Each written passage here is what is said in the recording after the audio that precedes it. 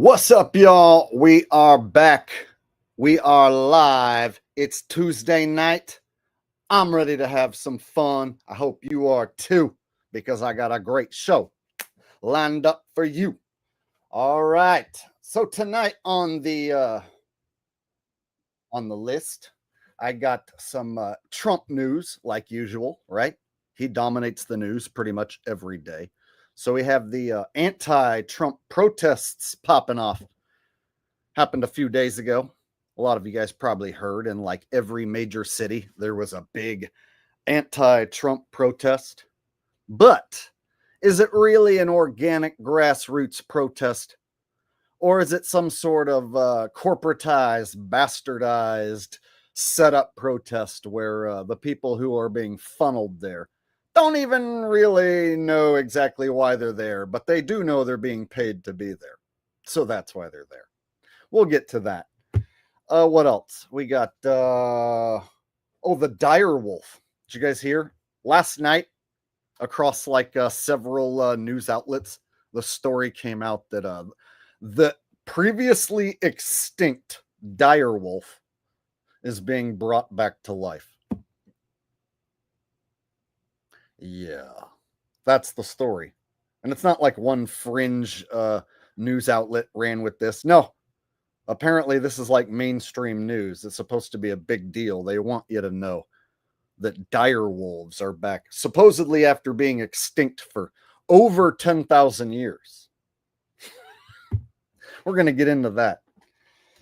And then if we have any more time after that, we might just have some crazy fun, and I might just go totally wild and do every impression that I've ever known and every funny thing that I've ever done, all combined into one. Can I pull that off? Probably not, but I might try. So you better stick around. All right, who we got here tonight? We got Sunflower. She says, Evolution BS. John Ruiz says, nothing to worry about. Same shit, different day, right? But no, I got some good clips from the protests, some of the funny stuff that the protesters are saying. And I even found one guy who's exposing the fake protesters. That's the best footage of all. And then the dire wolf stuff, you know, we can all get into that. And plus there's people being tricked by the whole dire wolf being brought back thing. I'll tell you what I think's going on. I don't want to spoil that one too early. All right.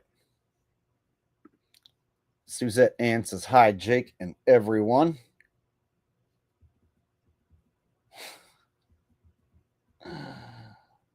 Before I started the stream, a lot of you guys were jokingly talking shit about me. I see. Hope you were joking. All right. Diane Redheffer says, I've become a big fan of yours, Jake. Well, great. You know, I want people to enjoy the channel and resonate with the content. And what I really like is when I do these live streams to have all the hardcores here and have like a community of people where things are different, you know, where we can talk about this sort of truth and have some fun at the same time, let loose, because there isn't really a channel that does it quite like I do.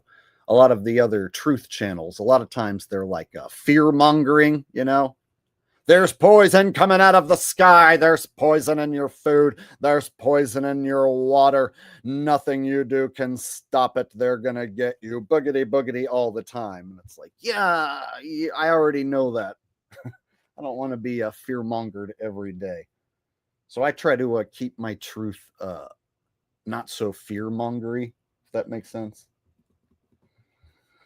All right, first super chat of the night says, remember when you said that Trump and Elon would fall out? I hear they are going at it over the tariffs. Seen it on TMZ. You called it, bro, fake Matrix BX. Yeah, see, they're already kind of like hinting at the Trump and Elon split, and they're already saying on some of these news channels and whatnot that Trump voters are starting to express regret for voting for Trump. MAGA members are starting to regret their decisions. Stuff. I'm starting to see videos like that. And so it's already going exactly like I told you, as far as the next president is almost guaranteed to be a liberal. So they're already starting this, like, there's outrage over Trump and Elon, and they're taking to the streets and protesting. So in 3.5 years, it's almost a guarantee they're going to swing it back to a liberal president. Just like I told you. So I'm coming out years early and telling you the next president, almost guaranteed going to be a lefty. And the word of the week is a tariff. But last week it wasn't used as much, but this last week, 2 weeks ago, it wasn't used as much, but over the last week, I swear it's been used like the most out of any word in the world. Tariff, right? And what that means, tariff, you don't even need to go look it up. What it means is shit's going to get more expensive for me and you, is what that means. The real definition of tariff means everything's just going to keep getting more expensive. You guys, here's the game they're going to play. Let's make everything so expensive. All the lower class and middle class just get absolutely wiped out. And they have to like work all the time just to get by. And making $100,000 means you are barely, you're at the bottom scraping by. So now you're going to have to make like $100,000 and be like constantly like working all the time just to scrape by. That's the way they want it. They want us all scratching and clawing. And the ones who, can't find a job, can't make yourself useful, can't make enough money, well, sucks for you. Through the human cheese grater you go. Right?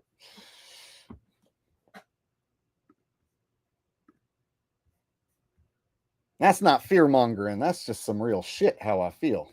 All right. Joe Kerr says, hit the like button. I agree with that first part. Everybody do what Joe Kerr says. And thank you, Jake, especially for being honest about your shape-shifting. I think it's hilarious that, there's a human out there who truly believes I'm a shapeshifter and has provided me content to entertain my audience about me being a shapeshifter. All right. And yes, hit the like button. We're going to have some fun tonight. I got the protest clips that we're going to start with. And then I thought I'd show you guys some other stuff like, protesters being exposed as being paid to be there, being fake. And then scratch even further, we'll look into like Trump's background. A lot of people don't realize like every business Trump has ever touched basically fell apart or was like a total scam. So I'll show you some of Trump's business failures because a lot of people are under the impression, not you guys, but there are people under the impression that like he's some good business. He's like a great businessman, made all his money because of good business. Oh no, not exactly. The opposite exactly. All right. Taniri Sepu says, hello, Jake. You missed my super chat last stream. I ask again, do you know Paranormies show? Shills or not, thanks for great streams. I apologize for missing your super chat. I'm usually pretty good about going back and catching them. Like usually one of my mods will remind me. So I apologize for that. I haven't heard of Paranormies show. I'll have to write it down to remind myself to go take a look at it. But no, I haven't. But I don't actively search out a ton of channels anymore. I'm usually thinking of my next move, doing my own thing, It's always my predicament. I have to think of the next video. Right when I get done making a video, it's like, well, what's the next one going to be? So let me write it down. Paranormies show.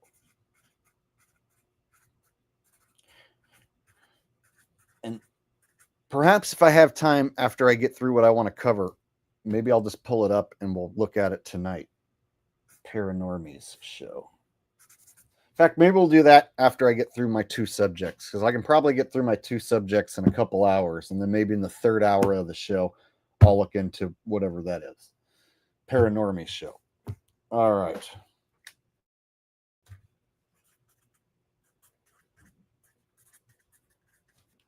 Thank you for the super chat donations to get us started, guys. I really appreciate it. Your guys' donations help keep this program going and help keep me afloat. And this is one of the few genuine truth channels, comedy channels that is left here. And I'm one of the OG truth channels here on YouTube. Been around for many years. So your support helps keep a legend such as myself afloat and a-going. So I appreciate it. Okay. With that said, let's get started. Let's get it started. Ha! Let's get retarded. Ha! Let's get retarded in here. Get retarded. Drink a beer. Let's get retarded and queer. All right. That's how I like to get started.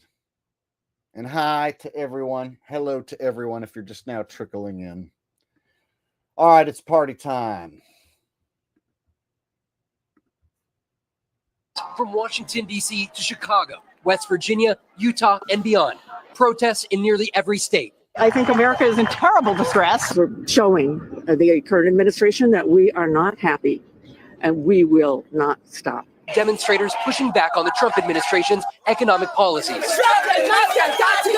Cuts to the federal workforce. Rise up! And Elon Musk's Doge agency. He's going in with a chainsaw. He doesn't know what he's doing. In upstate New York, this protest went straight past border czar Tom Homan's house to call out the administration's immigration policy. And in Palm Beach County, Florida, just miles from Mar-a-Lago, after the president returned from a 3rd consecutive day at one of his Florida golf courses, hundreds hoping to get his attention. I don't want to be rich. I just want to be comfortable. And that's what I've been comfortable. And he's taken away my security. The protests around the country coming even as in Washington, the president's economic agenda is making progress on Capitol Hill. Our goal to the American people is to create more revenue and lower spending to balance the budget. Republicans in the U.S. Senate advanced a plan for what Trump has called One Big Beautiful Bill, a robust economic package that includes greater border and military spending and an extension for the Trump tax cuts. All right. So that's the first major news outlet that I watched and saw a clip. And then from there, I noticed all the city had a protest going on. So let me pull up another couple, and then I'll talk more about that. So basically, if you live near a major city, then you probably heard on your local news that in that city, they had a protest that drew thousands of people. So it's the same report on all the local news outlets and the major news outlets. So they want you to know that all these protests are going on against Trump, and they want to make it look like this is organic grassroots pushback in his policies because of government employees being laid off and workforce being cut back and people losing their 401k retirement, yada yada. So they want to make it look like this is a sensible pushback from the people, but really it's actually a government sponsored, government controlled government rolled out protest. That's what I was looking to say. It's a government run protest, basically. But they want to make it look like it's you, the people. It's all just a bunch of regular people. It ain't just a bunch of regular people. And it looks like I had a super chat go by. 1 second. Let me grab it. And one baller says, can you lose weight by not being in a caloric deficit? can you lose weight by not being in a caloric deficit? Well, as long as you're like eating more than a sufficient amount of calories in a day and you're not burning them away, then technically you're going to gain weight, right? So if you don't, and this all depends on your body weight and your metabolism and stuff, but basically you're the one who has to figure out like how many calories you need to sustain your body weight. And then like if you don't get that much after a certain while and you're let's say like exercising too much, even you can burn away. So a bunch of other factors are going to come into play when it comes to losing weight. Like I don't eat the same amount of stuff every day and get the same amount of calories every day, but I basically stay around the same weight all the time. And I don't even keep track of my caloric intake. So there's a lot of other factors that go into this. So it all kind of comes down to you and your body style, your body weight currently, how big you are, how much you exercise, and what the quality of the calories that you're eating, believe it or not. So yeah, man, there's a bunch of factors that go into that, but you should be able to figure that out yourself, right? You don't need me to tell you that.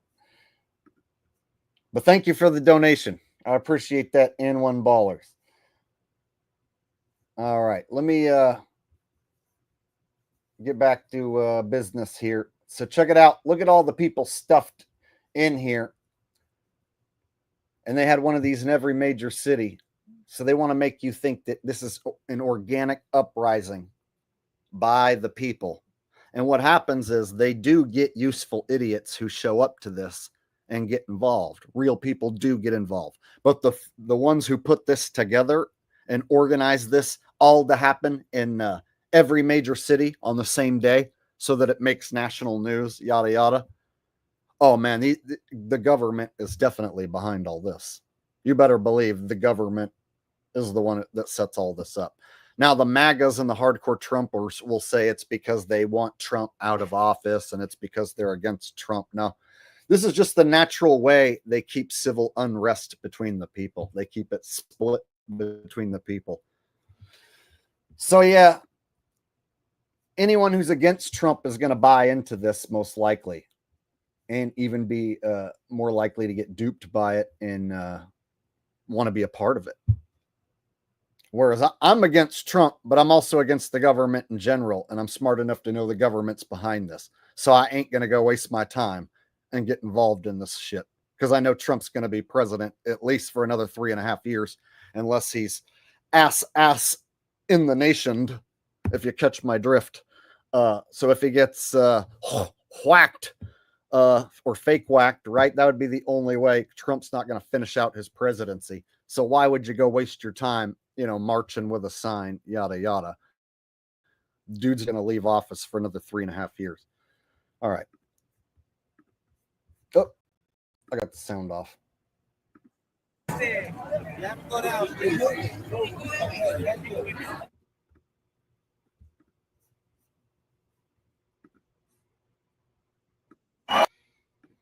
RT said, huh? It's almost like whichever president gets voted into office immediately makes everyone, no matter which side or party, regret the outcome. Well, whenever someone gets into the office, that's when they start making all the shisty moves. And they're basically a figurehead for the hatred of the people. So check it out. All the MAGAs will tell you that the reason that gas is still expensive and eggs is still expensive is because Joe Biden, right? Go ask any MAGA why shit is expensive and why Trump hasn't made it not expensive. And they'll tell you because Joe Biden. Joe Biden done fucked the country up so bad. Trump's trying his best to fix it. Give him some time. He's only been in office for a few months. Jeez. Give the man at least like a year and you bet the gas is going to come down. Trump's working as hard as he can, right? So the MAGAs will tell you Joe Biden is the reason for the country being the way it is right now, and Trump's fixing it. Meanwhile, the lefties out in the streets will tell you the country's a mess right now because of what Trump's doing. and that it's going to get worse because of what Trump's doing. See how that works? So they both point at the presidential candidate. It's the figurehead who takes all the blame for the government doing all the dirty work. No one's like, hey, it's the government behind the figurehead, except guys like me. It's very basic. You just have to point at the bigger picture, the government behind the puppet. But people don't do that. People will point at Bill Gates and be like, he's the one bringing in the VA double X's. No, he's not the one doing it. It's the government. And then they stick Bill Gates in front of the VA double X. So tariff means shit's going to get more expensive for all of us. And Trump is the figurehead in front of the word tariff. So that if you're mad about shit getting more expensive, you're mad at Trump. See how that works? You're not mad at the government. It's not the government's fault. It's Trump's fault. And if you're a Trump supporter, no, it was Biden's fault, and Trump's trying to fix it with his brilliant plan. See how they got us bent over? Like, when I say us, I don't mean like, well, yeah, us. But you get what I mean. Like, I know what's going on, but they still have collectively, like, humanity bent over with this scheme that seems to be working like a charm. Most people buy into this shit hook, line, and sinker. So I can see through the bullshit and explain it to you guys, and you guys can see through the bullshit. But we still have to deal with all the public who surrounds us, who buy into this shit and fall for it and are duped by it every time, all the time. Dreadfully Awful says, it's Jakey awakey. Well, I'm awake, bro. Love you, bro. And I love each and every one of your followers, even the hillbillies. Ha ha. I don't even know what a hillbilly is. Don't hate me. I'm from the UK. A hillbilly is somebody basically who like doesn't live in the city, who maybe lives like out in the hills. That's why they would be called a hillbilly. So it's the opposite of a city slicker, right? So I'm sure you remember the movie Crocodile Dundee, right? Even if you're from the UK, you might have seen that old movie. And so Mick Dundee was from the outback, right? He was like somebody who grew up in the bush, right? And then he went to the big city, and then he was like, oh, the outdoorsman is in the big city. So it's kind of a similar deal. Like the city people are a certain way, and then people who live out in the country, out in the woods, out in the hills are a certain way. So a hillbilly is somebody who's like poor, who lives out in the country, you know, maybe has a bunch of shit out in their yard, a bunch of old broken down cars and shit out in their yard, maybe, you know, dresses a different way than people in the city, all that sort of stuff. Anyway, looks like I got a generous donation coming in from Destiny Dude. Says, off topic, what's your opinion of the final card?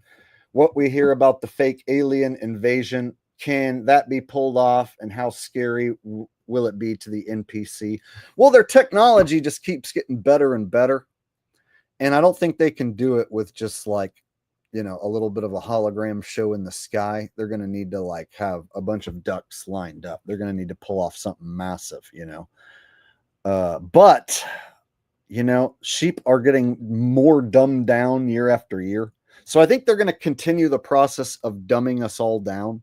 And then they'll probably wait even for guys like me to be dead and out of the picture, you know, most of the smart people who can see to be out of the picture. So they might wait to pull that final card, you know. I don't know if they can quite pull that off yet. So they might wait maybe another 20, 30 years, right? 40 years for people like me to disappear from the internet.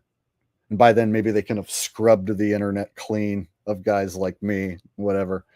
So I don't think they'll pull it off anytime soon. But when they do pull it off, they'll probably trick everyone hook, line, and sinker who isn't smart enough to already see through this shit. So if you're not already awake, then yeah, they'll be one of the ones to get duped by that shit. But I don't think they have the pieces in place to pull that off like tomorrow. I think what we have to be worried about more so is them pulling off another pandemic, which is what I'm way more worried about. I'm almost positive they're going to try another pandemic, a worldwide pandemic. After they did the first trial run, they're going to come back to that scamdemic plan again to crush all the mom and pop shops that didn't get crushed the first time around. And of course, lock us all down again, right? And put us into that same routine again. Except this time they can tell us to stay 10 feet apart. Yeah, you need to stay at least 10 to 12 feet apart this time because it's twice as bad. So you need to stay about 12 feet away from the nearest person. It's twice as deadly. That's the last one. I'm more worried about that because that will trick everyone way more so than aliens, right? Think about it. What are you more worried about? A pandemic or the fake alien invasion? Oh, the fake pandemic, 100 times out of 100. Way worse. Way worse. In my opinion. Makes my life hell. All right. Simone Bettina says, hi, Jake, Ralphie, and everyone. Hope all is well. Hello, Simone. Glad you could make it. We'll go ahead and give Ralphie his appearance right now. Early on. There's Big Ralph. Getting bigger by the day, of course. Look how big the Ralphie is now. Oh my gosh. He's heavy. Look at that Ralph boy. Isn't he the cutest, handsomest beagle boy? Look at that biggie baby. There you go, puppy. All right. So there's Ralph. All right. Let me make sure I got everyone's super chats. Designer says, did you see that spiral in the sky above Europe last week? Claimed it was excess fuel from SpaceX. They've done that before. So years back, I think like 2019, they had one that looked like it was ripping a hole in the sky. And they were like, swamp gas. Right? And I've even seen one of the ones that looks like it's ripping a hole in the sky in person because I live in California and I was close enough to the Vandenberg launch area. So off in the distance, I saw like the most bizarre looking thing. You can look it up. If you look at the Vandenberg launch, SpaceX launch from like 2019, I swear, or maybe it was even earlier. Maybe it was like, no, it was 2019, I think. And it looks like it's like ripping this like portal hole into the sky, into the night sky. It was really crazy. And then the news reports were like, it may have looked like it was something out of this world, but it was just swamp gas. So then every science cuck is like, it was just swamp gas. And it's like, I don't believe it's just swamp gas. Well, you don't know anything about science. It's clearly swamp gas. Then every science nerd like pretends like they're a fucking swamp gas expert. You guys remember that? I'll have to show that maybe towards the end, that the SpaceX rocket that looked like it was ripping a hole in the sky. Some of you guys probably don't remember that or didn't see it, but others of you remember when I covered that. It was weird. They haven't had one look like that since. Dreadfully Awful says huge, or no, he says half. No, he says Ralph huge. God, I couldn't read that first part for whatever reason. Ralph huge. Dude, I saw the film Deliverance and a hillbilly made a city boy squeal like a pig. Yeah, that's some evil Hollywood stuff to make city people fear people out in the hills, right? to make city people fear the hillbillies. They came out with movies like that. See, Hollywood was making evil movies even back then too.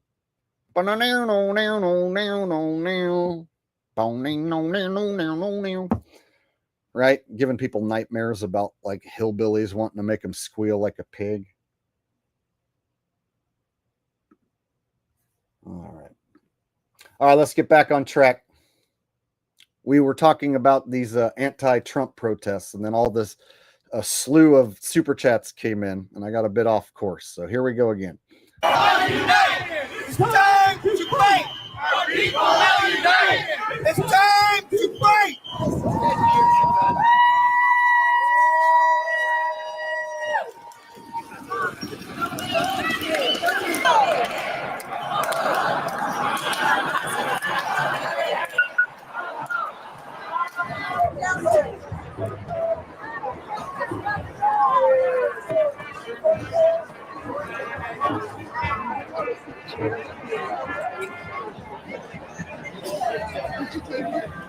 Genocide, we say no. Donald Trump has got to go. Genocide, we say no. Donald Trump has got to go.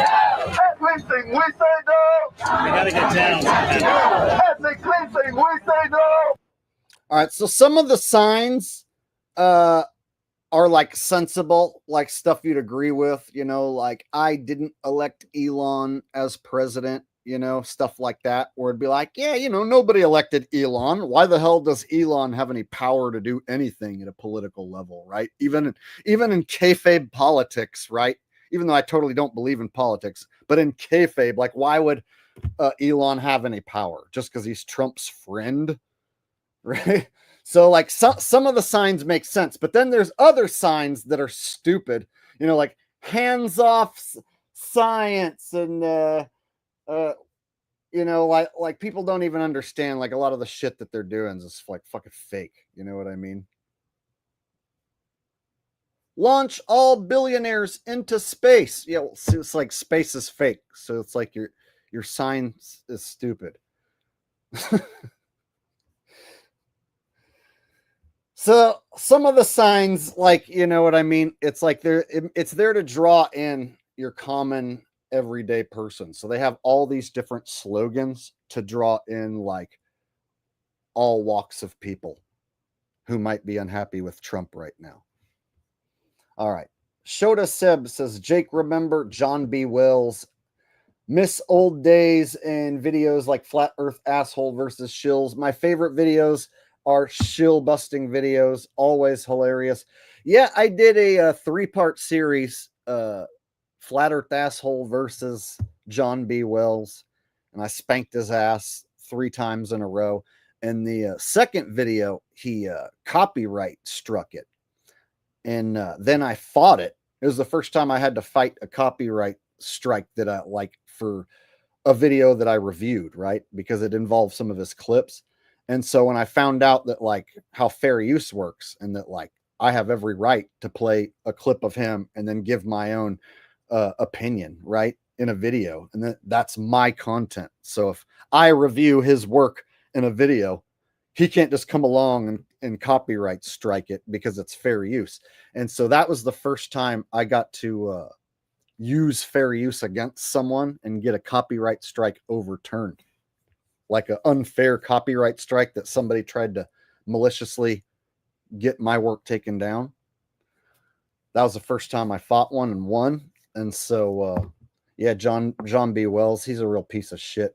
I'm sure he's still out there doing his radio show.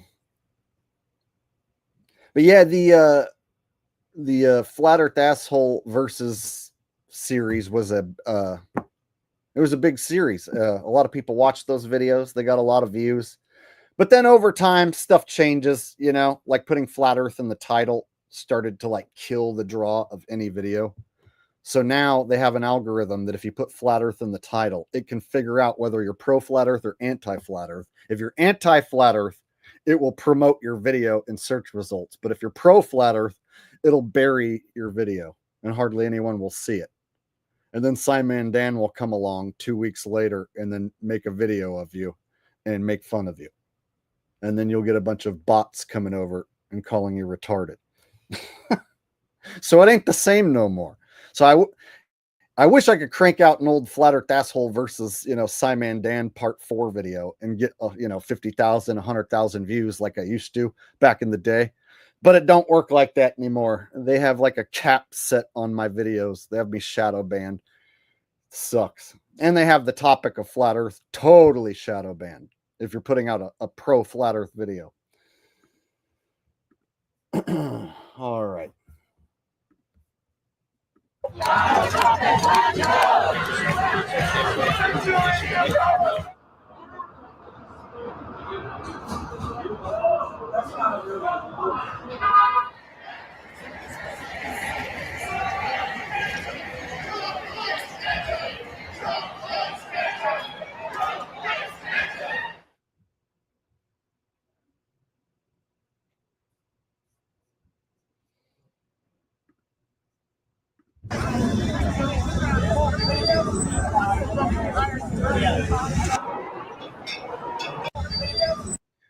This guy right here has a sign.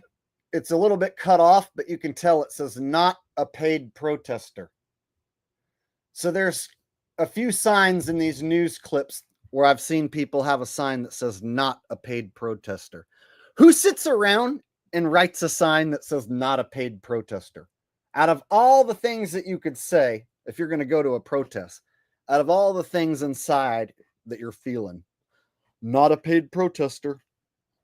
Look at me, I'm not a paid protester. Not buying it. If there's someone holding a sign that says not a paid protester, I'm going to automatically assume that that person's a paid protester and everyone around them is a paid protester. And they're trying to cover up for all their paid protester buddies. Otherwise, there's no reason to have a fucking sign like that, right? Not a paid protester.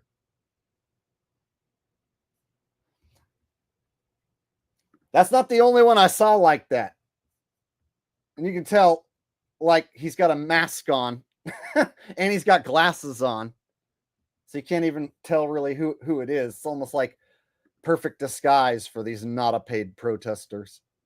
Well, what is it that you're protesting? If you don't have a sign that's talking about what you're protesting or what you're angry about or whatever, you're just advertising that you're not a paid protester. Oh, yeah, that's really going to get those tariffs to go away. I'm sure Trump's shaking in his boots because this guy's not a paid protester. The evil government's totally going to back off because this guy's not a paid protester. I'm going to leave and go protest at my city council building about how I'm not a paid protester. That's going to teach them.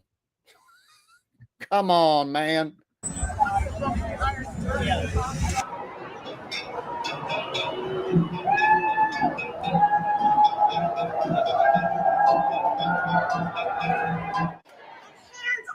Of our democracy. Hands off! Hold up. His grandma. Great. So you've heard Trump and Elon talk about, we're going to cut back spending by the government. We're going to defund the government. We're going to lay off a bunch of government employees. And then you have the left being like, no, don't cut the government funding. Don't lay off the government employees. That's wrong. That's evil. So then they can turn around and be like, okay, the people have spoken. We decided we're not going to cut back on all that. We're going to double down on the government. We're going to govern you even harder. That's what you want, right? Yeah, govern us harder. Don't cut back on the government. Give us more government. Okay. The people are out in the streets marching. They want more government. They don't want people to cut back on government. No. They love the government. They want to be governed harder. So, got to give them what they want. It's too easy, man. Too easy. Get all these people riled up like this for 4 years straight. And then in the next election, make it look like the Democrat president candidate dominates. Like Bernie Sanders, for instance, could like dominate this next election. And they could make it look like, yeah, there was all this grassroots support against Trump. And he fired all these government workers. So now under Bernie's going to hire back all those people who lost their job. And then he's going to hire back double the amount. Yeah, Bernie, right? That's how easy it is to trick people. When Bernie comes back, he's going to hire all the people that Trump fired. Yeah! Go Bernie! That would be as easy as it would be to get everyone to rally behind Bernie. All right, the primary trend for tech markets is supposed to be infallible, but I hope Trump and Elon can change that. The only qualification Simon Dan has is his skid stains. He didn't even do university. From what I hear, Simon Dan has absolutely no credentials. But even if he did have credentials, he would still be a lying, script-reading twat bag who's a fucking shill who slanders and attacks me, the real truth teller.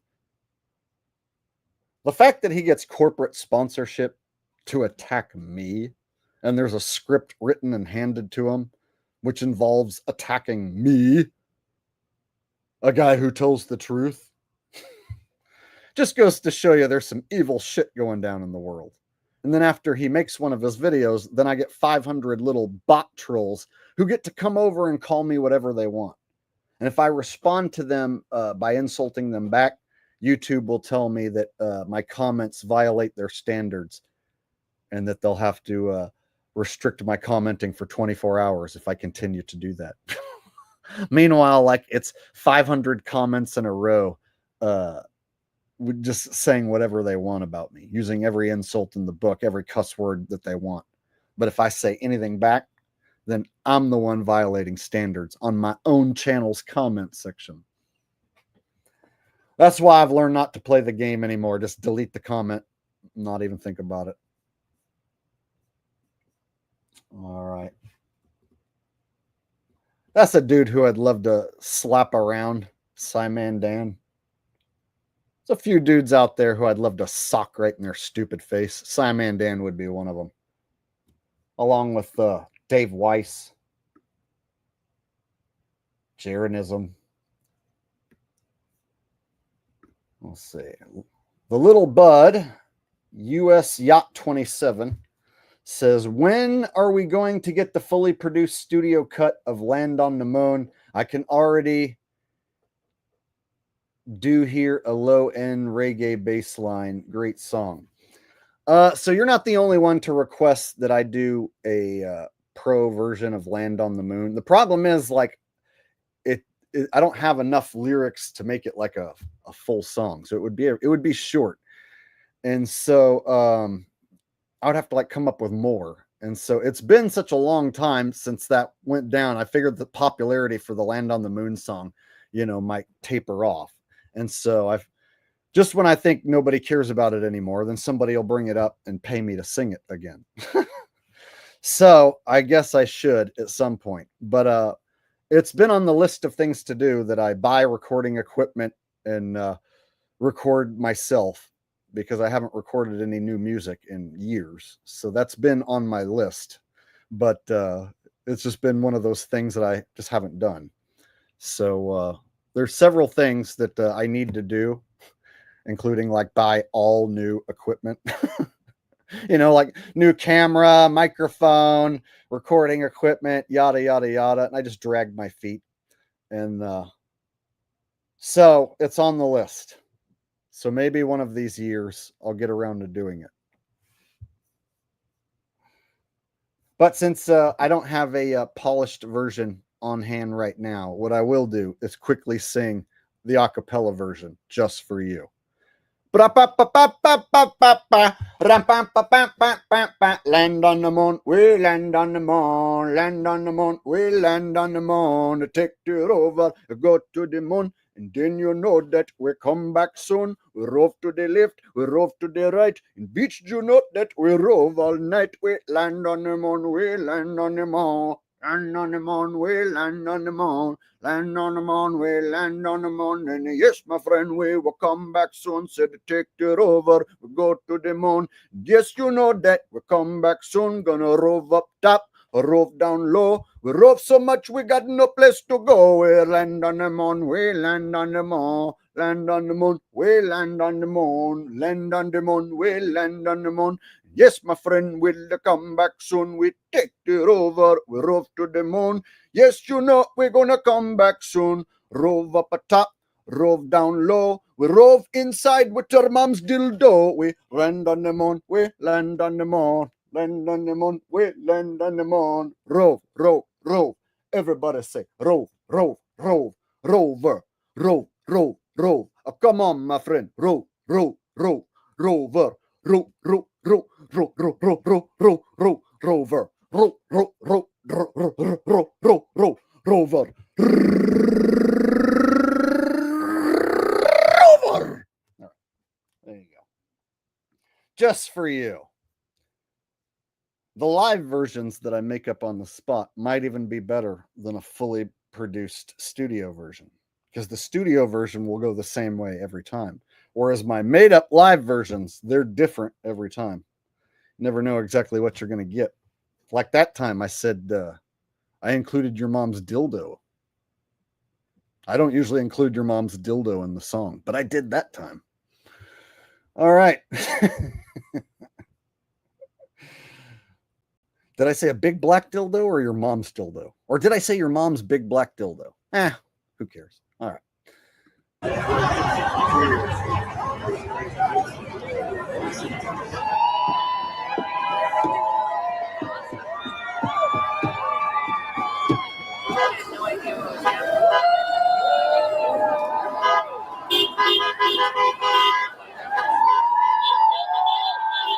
So everyone make your voices heard and make sure they hear us.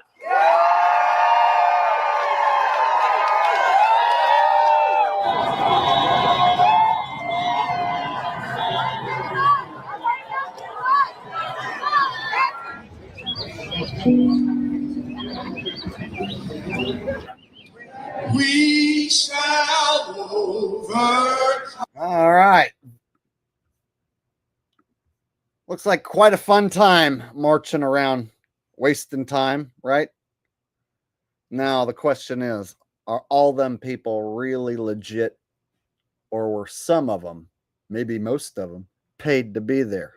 Well, I did find a guy who seems to have uncovered what I consider to be some compelling evidence that these people are indeed paid, many of them. And there's leaders amongst the protests that will come along and gather groups of these people and give them instructions within the protests. So there's people of higher ranking within the fake protests that will go around and give orders to people, right? And if some infiltrator shows up, they have measures in place to block their camera, make noise, intimidate that person. All right. So let me pull up this next video, which I think is the best one.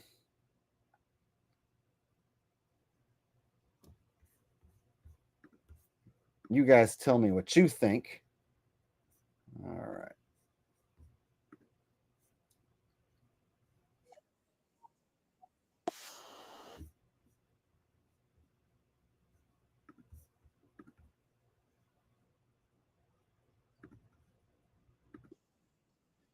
God damn it.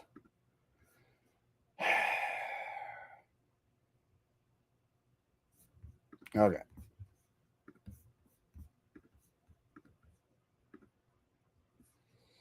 All right. So this person right here is apparently one of the leaders amongst the actor fake protesters. And so she'll give instructions to others. And then she follows this dude around and tries to like stop him from interviewing anyone within the protests. So they have people like this lady who, if they see someone with a camera show up who looks like he's there to expose what's going on, or if they look like they're from the right wing, right? Like if they got a MAGA hat or whatever. They have people who will show up and keep that person corralled, make noise, keep people from having an interview with that person. And they'll even sometimes like block and barricade this person. So check this out. Followed me around the protest, comes along and advises the people. I believe that this is the most important video I've made. Why? Because I'll be exposing who these protesters really are. On my way to try to find my first interview, this woman comes along and advises the people not to do an interview with me. Then she proceeds to take photos of me with her phone and then grabs a sign that says troll on it. She then, and I kid you not, followed me around the protest for the entire time I was there. The people she's guarding from an interview are folks calling for violence, holding a sign saying burn a Tesla, save democracy. And so obviously no one can be that dumb for free. So, woman, this is her protesting JP Morgan, funded by a campaign called 350 PDX's Defund and Divest team. This is her on Capitol Hill blocking senators. So she travels for her job as a professional protester. I mean, when you see these people at multiple protests, giving orders to others within the protest, and I mean, it's not hard to see that they're paid to be there. I mean, who's really going to spend their own money to travel around the country to do this sort of thing? It's a big waste of time, right? And it doesn't accomplish anything unless you're paid to be there. Well, then it makes all the sense in the world, right? And when you look at her actions and the look on her face and what she's doing, yeah, obviously she's paid to be there. And this ain't just an organic lefty protester. But they can trick the people at home into thinking these are all just organic protesters mad at Donald Trump and his policies. Adrian Chetwin says, Jake, have you ever investigated the Charlottesville event? I'm not sure exactly which one you mean. Are you talking about the, because there was like a car attack there a long time ago. Many years back, I covered this staged event that they had where a car drove through a bunch of people, and they took my video down and gave me a strike. But then since then, there's probably been other events in Charlottesville. So you might be talking about like a bang, bang, pow, pow situation or something. So whatever it was probably staged. And there's probably been multiple events in Charlottesville. So you got to be more specific.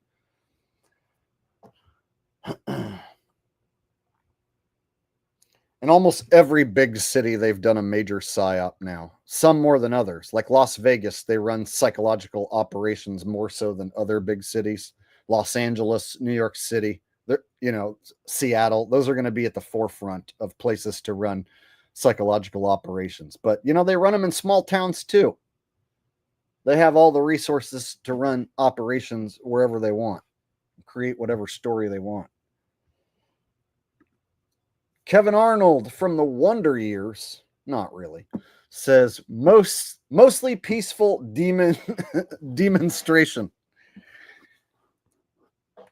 Yeah, these type of people, they'll be peaceful protesters, but if you were to show up, in MAGA gear, they'll quickly outnumber you, and they'll be the type that'll smack the phone out of your hand, smack the camera out of your hand, start pushing you back, whatever, if they know they've got you outnumbered.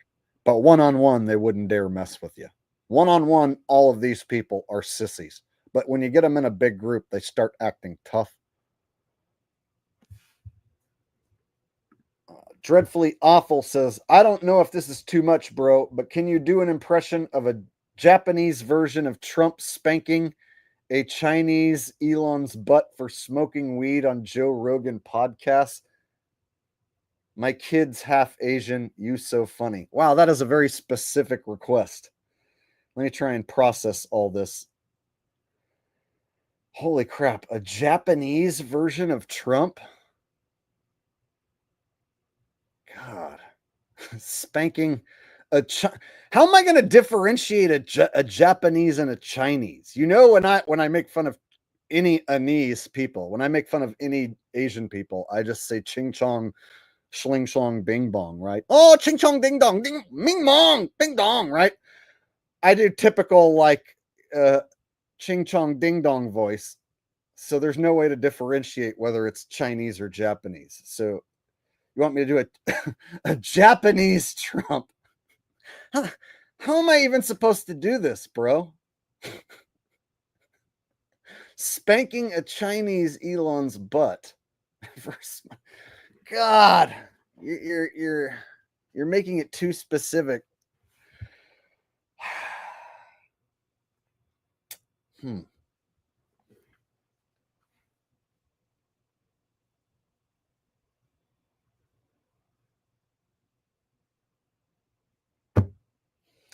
Fuck, dude. See, I'm in a predicament to where if I do Trump's voice, but then make ching chong ding dong sounds, it's not going to be translatable to something about Elon's butt and smoking weed on the Rogan show and stuff. Like if I go ching chong, lick a ding dong, quite frankly, chicka ching ching, ming mong ding dong, right? Like how do I take that from there into spanking Chinese Elon? And then if I have Elon being Chinese, like, so that means I'm going to have, I can't fucking do it, dude. I'm sorry. I'm the funniest guy in the world, but you made it too specific to where I just can't do it.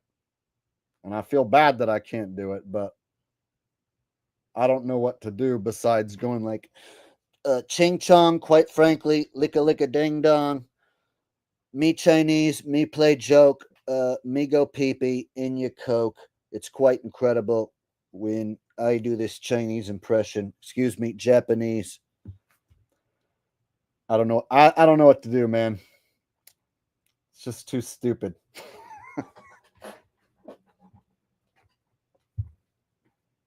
Seriously, you guys, come on. If you're gonna like have a request, keep it like to where it's, you know, like Trump meets Beavis and Butthead, or, you know, like something to where I can make it happen. Once you say like, I want you to be Trump, but he's also Jamaican and he's surfing while trying to eat a pickle inside of Elon Musk's ass, but instead of Elon Musk, can you do it in the style of Arnold Schwarzenegger while turning into Richie from Boston, but he's also Irish?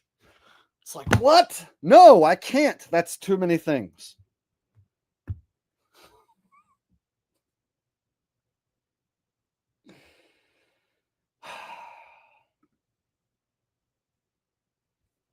Sorry, bro. I really wanted to do that, but you made it impossible by having Trump be Japanese and Elon being Chinese.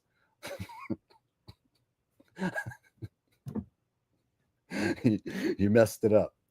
If it was just Trump, you know what? Let's remove the Chinese and the Japanese, and perhaps I can do something with it.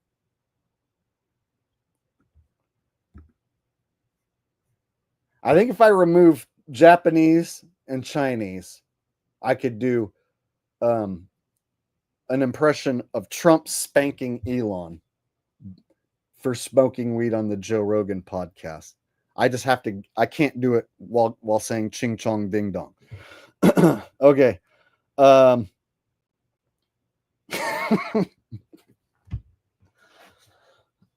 Quite frankly, I'm a little disappointed in what might be my former friend. I might have to disassociate with Elon Musk. From what I heard, he was on Joe Rogan's podcast, and he was smoking weed.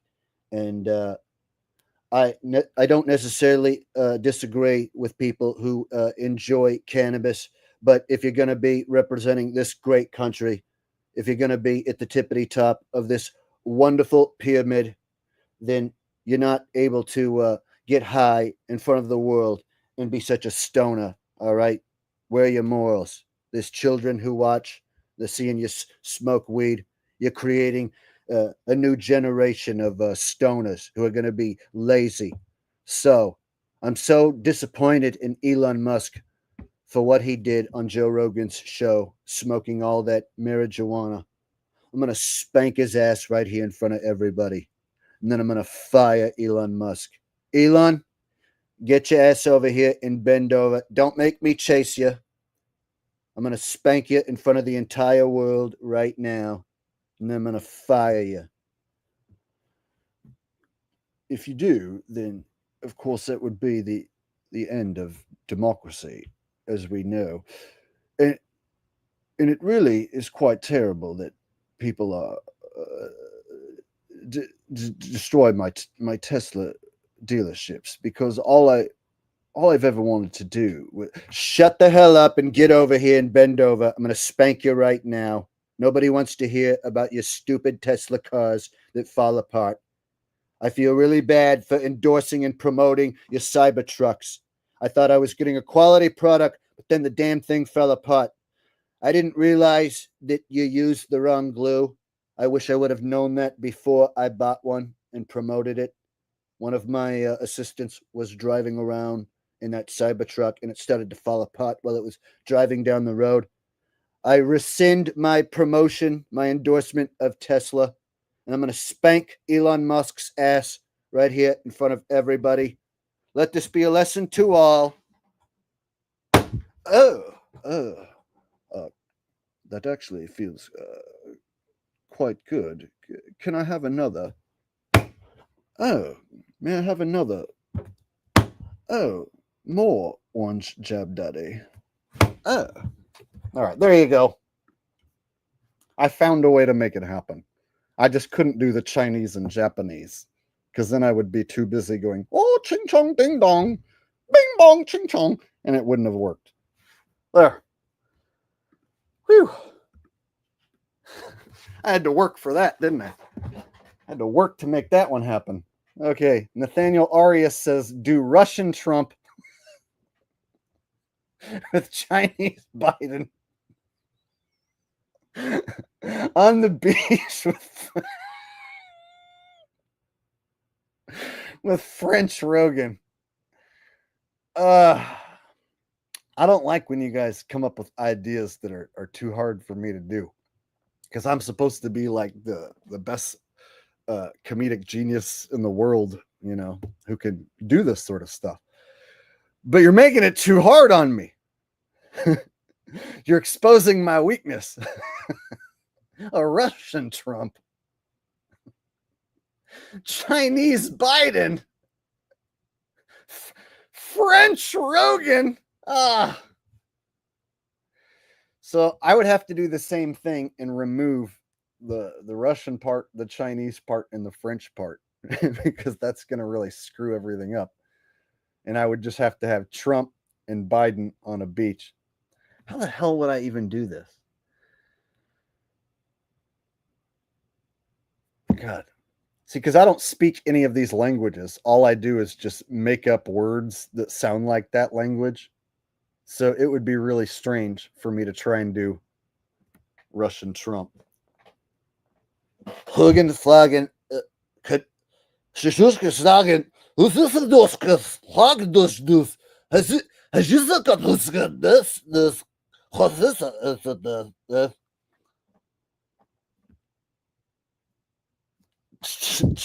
Ching chong lick a ding dong. And bonjour, mon ami. French Rogan. Yeah, dude. I don't know how to do that. You guys.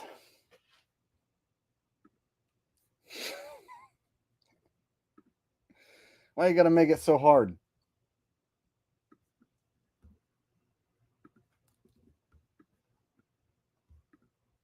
Russian Trump.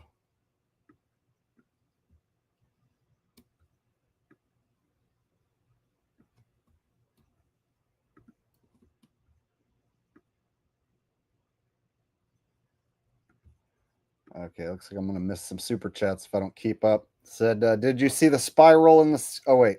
I did see that. I did read that one. All right.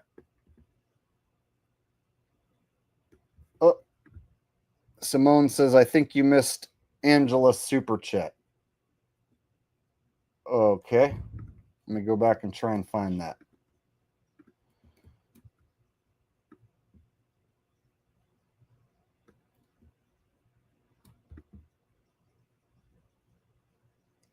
Arnold, Adrian.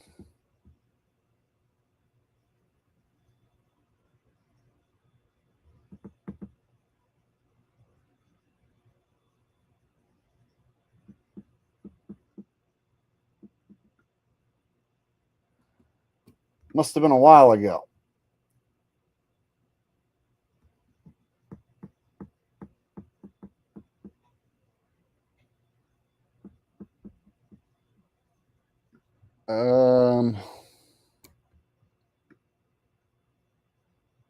I went back a long ways and I don't see it.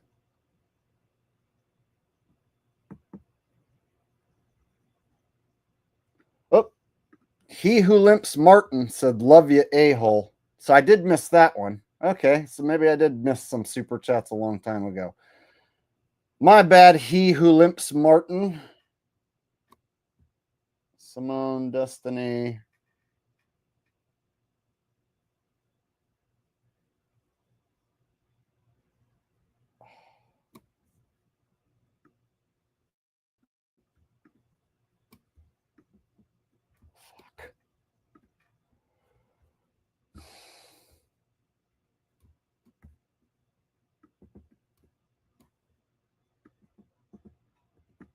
Okay. Oh my God. I fucking can't find it.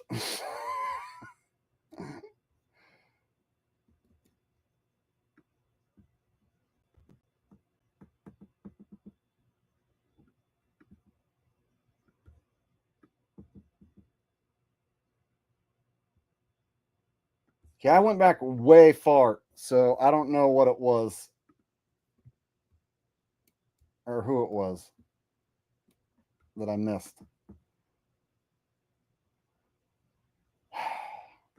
All right, if you're Angela, retype your comment and I'll pull it up now because I went back like an hour and I couldn't find it.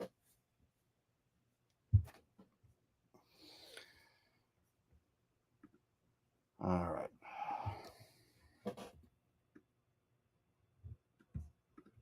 Nathaniel Aria said, "Appreciate it. I got a good laugh out of it."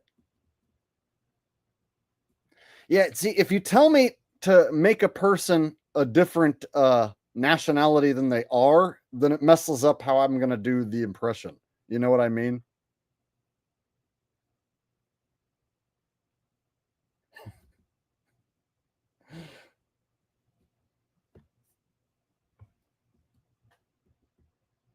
Russian Trump. All right.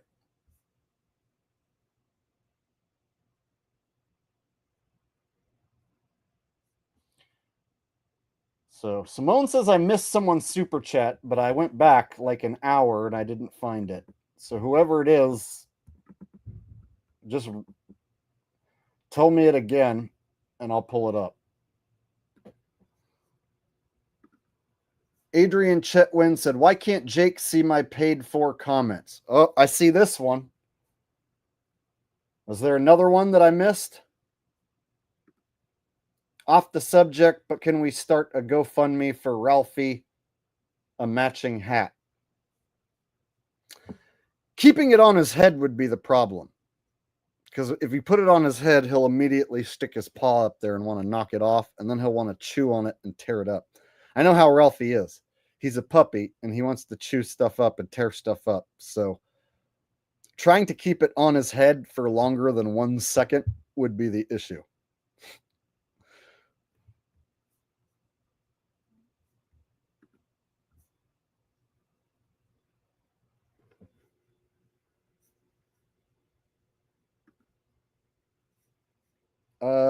Simone Bettina said maybe it's hidden, but she donated treats for Ralphie.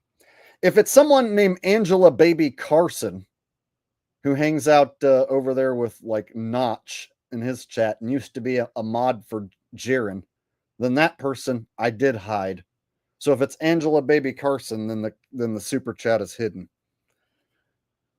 I hid someone named Angela Baby Carson because of the shit talking that she did. And she was a mod over with Jiren. And then she hangs out over with Notch and Z and those guys. And so it's a person who was hidden. And so if she's over here donating, then I won't see it.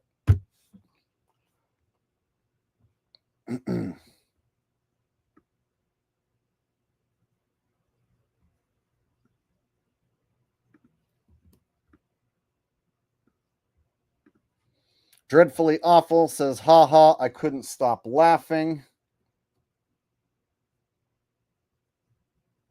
All right, let me get back on track here. Totally getting off track now.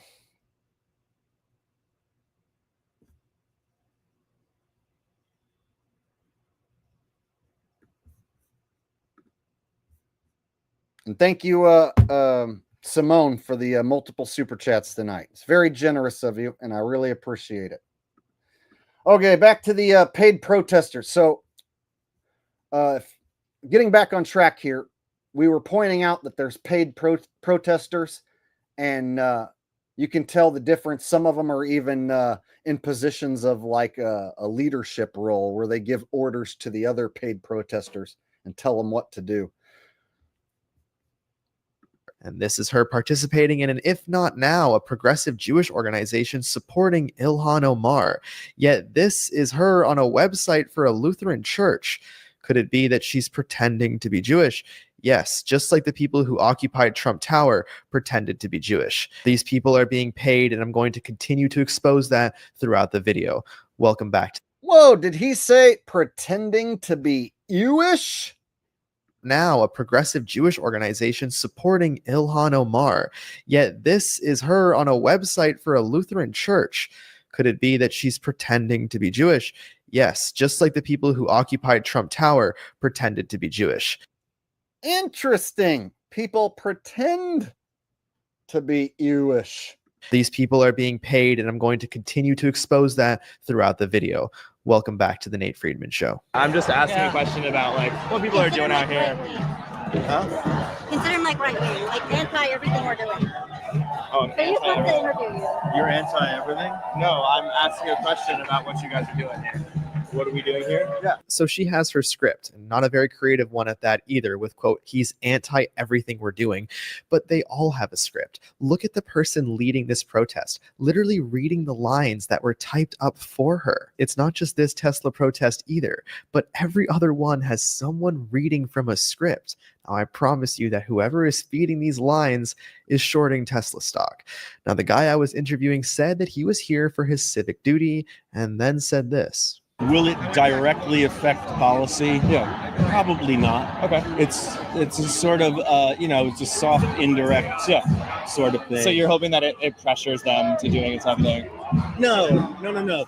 Oh yeah, all throughout the protest, I'd have fans like this come up to me and say hello. They are supposedly the loyal members of the Democrat Party, yet this is written directly from the Democrat Party platform. Quote, as Democrats, we respect differences of perspective and belief. Yes, I feel very respected. It's simply to make a statement, if not for the United States, for the globe, that there are people here who don't approve of what's going on. You wouldn't want to be lumped in with what's going on. And why don't you approve what's going on? Why don't I approve of what's going on? Does it really? I don't have time to really go into that. I mean, there's one or two things. Sorry. All right. How about somebody who should not have been permitted to run for office is now sitting in the White House? If you're wondering who the guy is signaling for help. See, look at this dude who just came over. Look, he's got this vest on, and then he's like signaling with his head. And talking very negatively about my channel in the background, he's another professional protester. Here's him freaking out at Grand Central Station. Here's him calling to vaccinate the world. Whoa! VXX the world. He just happens to be one of those guys who just travels around the country and joins all these protests on his own dollar, of course, right? Totally legit, regular guy who just so happens to want to VXX the world. See, so these protesters, paid to be there. They'll hold any sign as long as they're paid to hold that sign. No different than a sign waiver out in front of a business, right? So these protests are anything but organic, anything but grassroots. And this is the proof. If you see people showing up at multiple protests around the country and multiple different messages that they're supporting, definitely they're being bussed in, right? Or even flown into these places. They're being given room and board because nobody's going to spend thousands of dollars to travel around to waste their time and do this. And here's him supporting, I don't even know what. You know, the worst part about this. The super chat that just came in says, Video Kid Rock trying to find a girl in his bar. I guess you want me to look up a video other than what I'm talking about? Is that what you want me to do? All right, let me try and look it up real quick.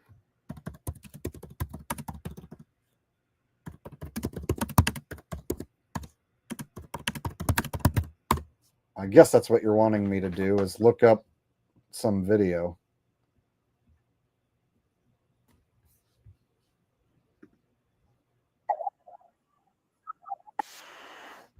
Oh, okay. I see what you want me to show. Okay, since you're sending a super chat, I'll cut away from this video and show this Kid Rock video that I think you're requesting. I think this is what you want. I'm guessing. Anybody over the age of 21 want to fucking Whoa!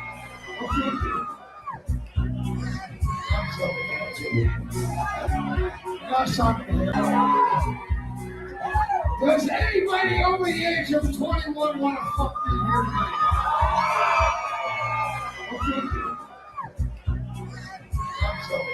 me? Okay. Thanks for having us stop and watch that. Don't know what I would have done if I didn't see that. I would have lost sleep without seeing that. Now I'm definitely going to sleep well, now that I have seen that. Dreadfully Awful says, I'm anti-people. Let's all cushion ourselves with weed and Jakeness. Yeah, man, 99.9% of most people are sheeple, NPCs, right?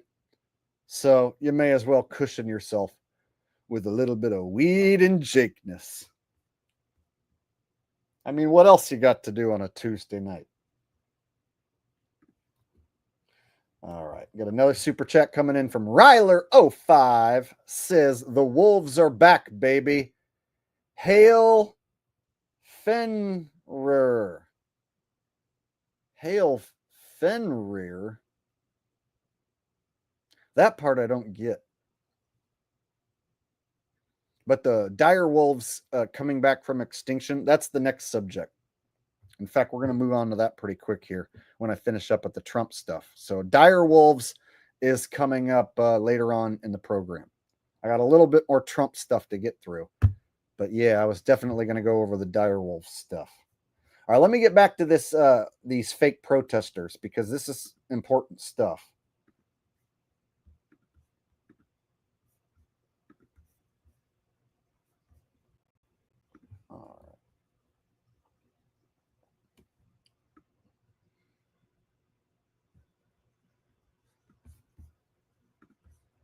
This guy, he could be teaching your child.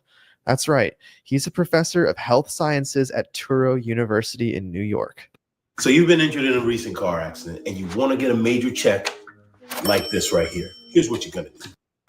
I mean, are we no longer, does the idea that this country was based on no longer matter? Does no one want to keep that alive? Is our Constitution actually dead? I mean, what part of the Constitution does this man have to defecate on before somebody does something about it? The 14th Amendment says that he shouldn't have even been allowed to run because he was materially involved in an attempt to overthrow our form of government. All right, this is still a talking point, so let's talk about it. They did try to take Trump off the ballot. Maine, Illinois, Colorado all tried to remove him. It didn't work because Trump wasn't convicted of insurrection under the 14th Amendment, and this hate Trump. If anything, tribalism comes from the side that's paying for protesters. So I had to ask him this question. So can you say something about these signs that they're carrying around me? Like, do you think that this is... I had to ask him this. So this is the dude right here out with his camera and stuff. And I'm looking at this camera and this setup. This is something that I need to invest into. If I want to go out and do man on the street stuff, I need one of these type of cameras with the nice microphone, because I'm still walking around like a dipshit with my phone.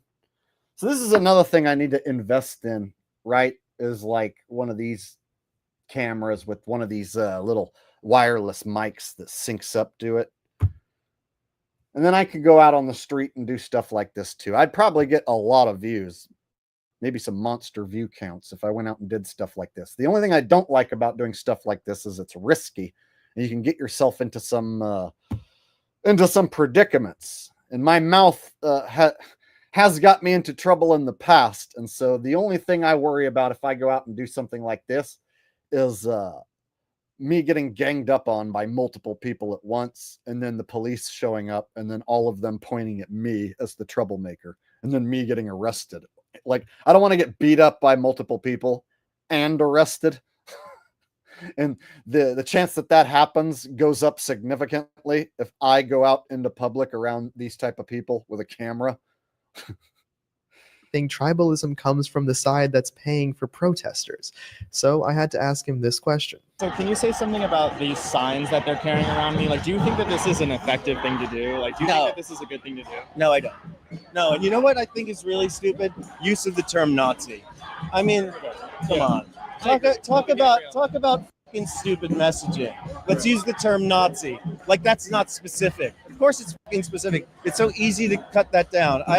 Look, I see a lot of this shit and I'm like, man, you people don't know the point you're trying to make, or you're trying to make a point and you're really fucking it up. You're really failing yourself and you're failing your point. I've met my friend here. I walked up and I was like, really? A sign that says Nazi over and over and over again?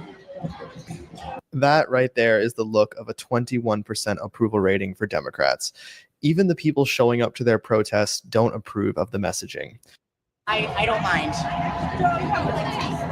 We're outside the protest. I don't a nice conversation. So he was trying to interview this person, and then this one came over and it's telling her, don't do the interview. And she's like, it's fine, I'll do the interview. So there's people like this one who'll walk around giving instructions to people. Stay away from this guy. I know. She's nice. She wants to talk. Why don't you let her talk? Why don't you want to let her talk? Listen, it's fine. It's really fine. You do you. Why don't you want to let her talk? I've gone viral on Twitter before on their side. It's fine. It's really fine. Go on. Right. Should we respect the conversation? Yeah. So yes, she followed me as well in her tax the rich uniform. Despite her attempts to stop this person from doing an interview with me, she failed. The interview starts with me asking about her sign that says trans people are being erased. Can you tell me how you feel like you're being erased by the current administration? The number one thing of there only being two sexes or two genders, which isn't true because of course we also have non-binary folks. I get what he means, but it's just not entirely true, and then that's also just like a weird thing. But also just trying to deny that we exist at all, calling us a epidemic, saying that we have an agenda and that we're trying to indoctrinate kids, which they've been saying. It's not true. Okay. There is no evidence of Trump saying trans people are an epidemic. There is evidence, however, of indoctrination, like the Lafayette Elementary School flying a trans flag, or Casas Elementary having Pride Week. This is quite literally indoctrination. I have to agree with that fully. That's literally indoctrination of children. Public school systems having Pride days teaching children about pride and about, changing from a boy to a girl and a girl to a boy at such a young age, and glorifying it and making it sound like they have every right in the world, even as a 5, 6, 7, 8-year-old, to make that choice themselves, right? And this is the stuff that is being taught now in public schools. So yeah, that's totally indoctrination. This part I agree. This dude isn't awake. I can tell he still believes in the right versus left paradigm. This video of an elementary. I can tell that this guy still believes like in right wing being better than the left wing. I can tell he's a right winger and a sheep, but he is correct about this one part of his argument, and he is correct about the protesters in the anti-Trump protests being fake and bought and paid for. But I wouldn't watch anything else that this guy posts on his channel, because I can tell he's a right-wing sheeple. Elementary school having an Express Yourself parade is one of the best ads for homeschooling that I have ever seen. This is deadly, literally. Trans people are twice as likely to unalive themselves as non-trans people. Trump is now defunding the schools that participated in this indoctrination. See, so you can tell he's a bit of a Trumper. But I do agree with some of the stuff that he did point out in his video. Okay, Adrian Chetwin said, "You are amazing." Oh, well, thank you. Very, very nice of you. Thank you to everyone who's donated tonight. You guys have been very generous tonight. Lots of super chat action coming my way, and I really appreciate it. All right. Joe Kerr says, "You're right, Jake. A lot are stuck in the matrix without realizing it." So most people who are stuck in the matrix and don't realize it, it's damn near impossible to wake them up. You can hit them over the head with all this evidence and they still won't see it. And then there are those of us who've been awake to this shit for years and we see it surrounding us. You know what I mean? We can't not see it. We can't go back to being asleep in the matrix, right? So once you've been awake to this shit for years and years and years, it's just everywhere all the time. You constantly see it, right? You're one of the ones who can see. And then you look at, the 99.9% of the people who surround you, the sheeple and the NPCs, and you're like, shit, there's no chance. None of these people who surround me are going to wake up. So like my family, for instance, there's like no chance any of my family's going to wake up. Even if you bang them over the head with all the evidence and all the facts, right? It won't matter. The TV has thoroughly convinced them of all this bullshit. And that's most people, sadly.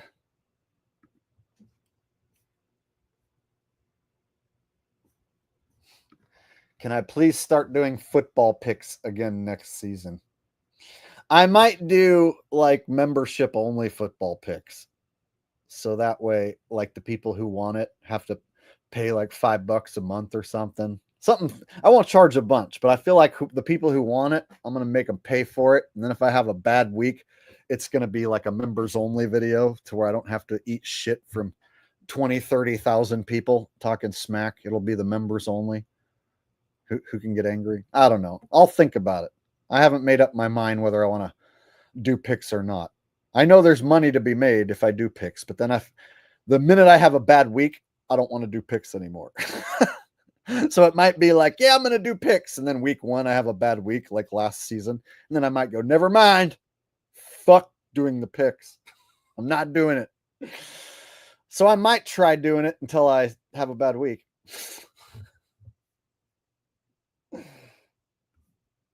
But football season is not happening right now, so I ain't thinking about it at the moment.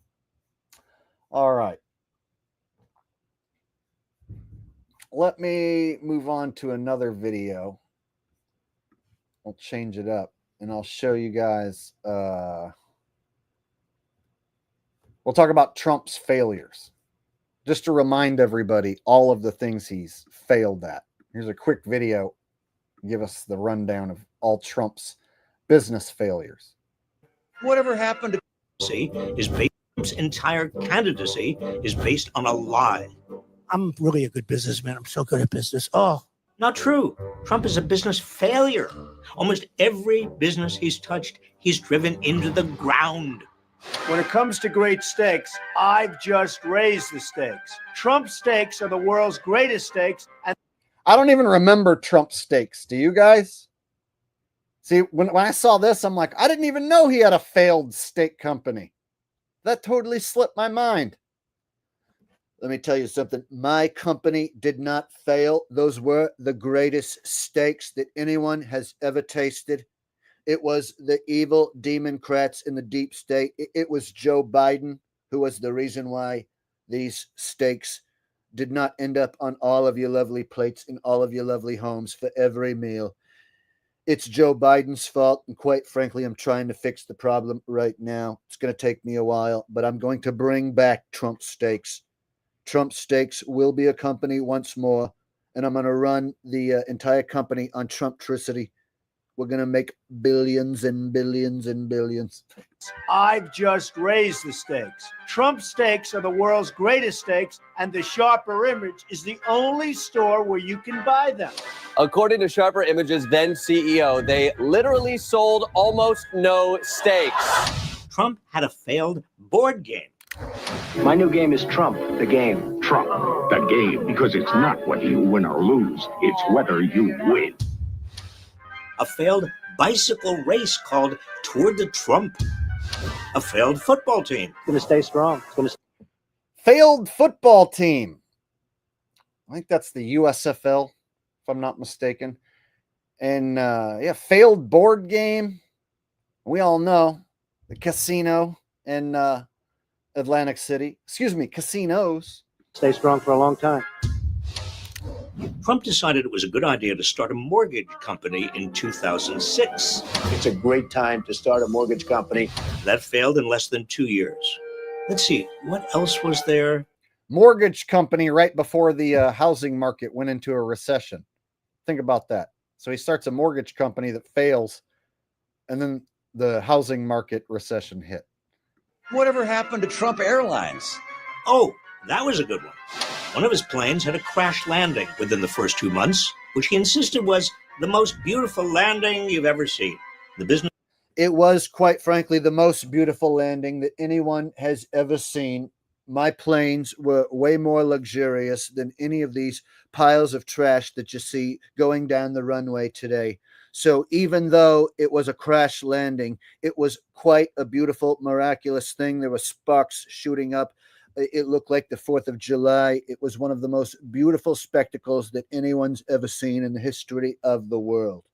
When one of my plane crashes, it is a sight to be seen. When someone else's plane crashes, it's an emergency. It's a tragedy. It's a terrible thing. That's the difference between me and the rest of the world, all right? Failed within 3 years. How about Trump University? Failed. And then there's Trump Magazine. Failed. Trump vodka. Trump University. I do remember that. Do you guys remember Trump University? There's like a whole video series out there on how colossal of a failure Trump University was. Where are the MAGAs that say, you know, hey, I ponied up my money and went to Trump University? Oh, that's right. There are no MAGAs who talk about Trump University. Failed. It's Trump Travel, Trump Ice, Trump Network. Failed, failure. Trump has even managed to bankrupt multiple casinos. How do you lose money running a casino? There's an old joke that the easiest way to make a small fortune is to start with a large one. And that's exactly what Trump did. So casinos print money. So the only way a casino is going to go out of business is if you can't get anyone to show up and spend their money. Because a casino, if it's built right and you can get people to show up, it will just basically print money. People will dump their money if they show up. As you all know, right? But casinos, some of them do go out of business. The only way that happens is if nobody shows up. So the fact that Trump has had multiple casinos go out of business, what does that tell you? Multiple analyses show that if Trump had simply invested his multi-million-dollar inheritance in an index fund and didn't touch it, he'd be a lot richer than he is now. Now think about that. His entire life's work has been less successful than if he'd done nothing. And when he was president, Trump ran the country like he ran his failed businesses. He added $8.4 trillion to the national debt. That's not exactly true. Quite frankly, you're being very dishonest. Everybody knows that that was all Joe Biden's fault. Even before Joe Biden became president, he was running this country into the ground. As you remember, he was Obama's vice president, and that's when this whole thing started. So what I did in my first presidency was start to reverse all of the damage that Joe Biden did while he was vice president under Obama, because that's when this mess started. And now that I'm in my second term, I am working day and night, 48 hours a day, to try and reverse all of the damage that was done by Creepy Joe. It's probably going to take me the rest of my term, and that's why I'm hoping to run for a third term. I'm looking to pass legislation so that I can be the first ever 3-term president. And then we're going to do away with voting altogether. You're never going to have to do it again. I'm going to win a 4th time, a 5th time, a 6th time, because that's really what you deserve. You deserve the greatest president forever, for the history of this country, for the foreseeable future. You deserve the best, and I am the best and the greatest president that there ever was. So rather than have you waste your time voting in a meaningless election, we're just going to go ahead and declare me the new king of the world right now. So let it be said. So let it be done.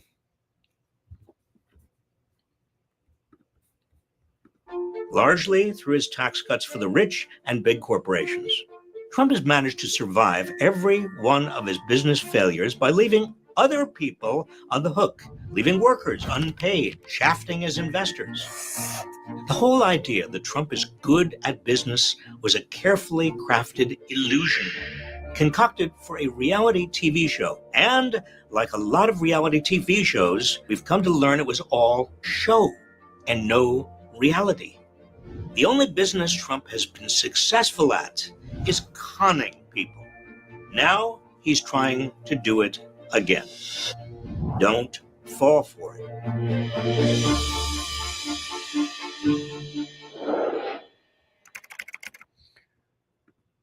All right. The Democrats destroyed American steak and titties.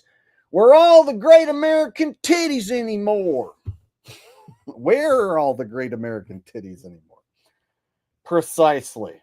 Where have all the titties gone? All right. So basically, guys, right now the word of the month is tariff. And tariffs means shit is going to get more expensive for me and you. So they have to have a guy who's responsible for shit getting more expensive for me and you. And that guy is going to be Trump. So people are going to focus their energy and attention on Trump. And they're going to say, oh, look at the cost of everything keeps going up because of Trump and the tariffs. But what they won't do is say it's the government behind Trump making everything go up and tricking people into thinking that it's Biden or it's Trump. It ain't Biden. It ain't Trump. Those are the puppets in front of the government. It's the government behind the puppets. But people don't understand that. They go right to the figurehead. So they got a figurehead for everybody to point their anger and frustration at, like a lightning rod for your negativity, right? Oh, you don't like Elon Musk? Well, he's the figurehead in front of Tesla. He's the figurehead in front of SpaceX. And he's like president number 2. So if you don't like these layoffs and budget cuts, just focus your energy, your hatred to this figurehead character. Elon Musk. Focus your energy to this character, Trump. As long as you're not focusing on the government behind him,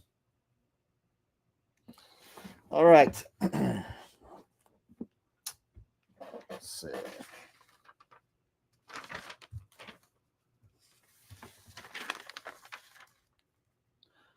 All right, let's go ahead and move on to the Direwolf stuff now. It's enough Trump for the night. Joe Kerr said it's a BlackRock and it's all BlackRock and Vanguard. Yeah, apparently those companies just keep buying more of everything.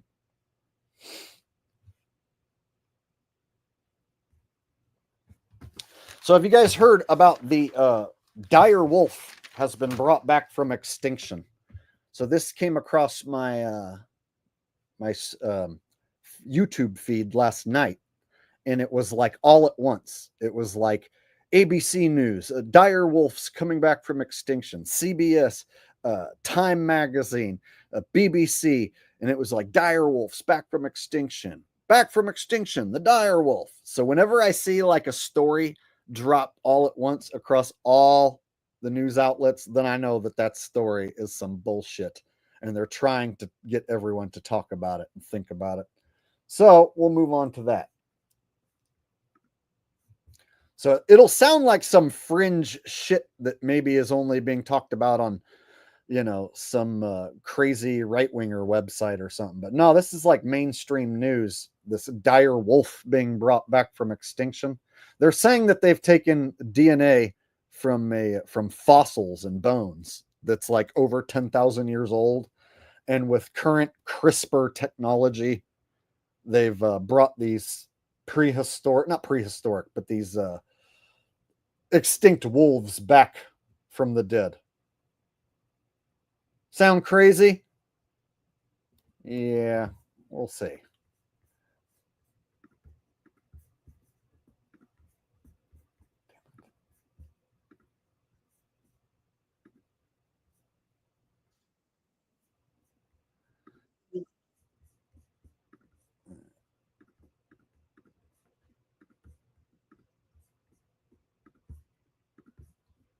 All right. Looks like I got another super chat coming in before I get started with the wolf stuff. Said, Dreadfully Awful said, but Jake, I thought you said Trump was going to turn the fuel cost knob down and everything is cheaper. I never said that. No, I said that's what the MAGA cult thinks. The MAGAs who voted for him think that there's a gas price knob and a food price knob, and that Trump was just going to like show up to the office and turn down the food price and the gas price knob and fix it, right? I was saying that shit was going to stay expensive, that it might go down slightly temporarily, but by the end of Trump's term, shit's going to be just as expensive or more expensive. And that's all things do, is just keep going up in price. You know what I mean? If you go back to, you know, when Clinton was president, things were cheaper, but it wasn't because Clinton made it that way. Go back to when Ronald Reagan was president, things were cheaper, but it wasn't because Ronald Reagan was an awesome dude who made things cheaper. You know what I'm saying? So shit just constantly gets more expensive. And so people are being ridiculous, thinking that some presidential candidate is going to show up and turn a price knob, and make the cost of everything go down. In fact, it's the opposite. The word tariff keeps getting brought up, which basically means everything's going to get more expensive.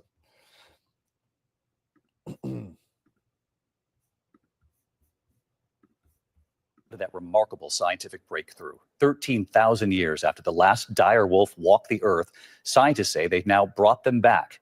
Here's our chief national correspondent back up and with the video tonight. Tonight, a howl 13,000 years in the making. In a first for science, biotech company Colossal Biosciences says it brought the extinct direwolf back to life, a species that hasn't walked the earth since the Stone Age.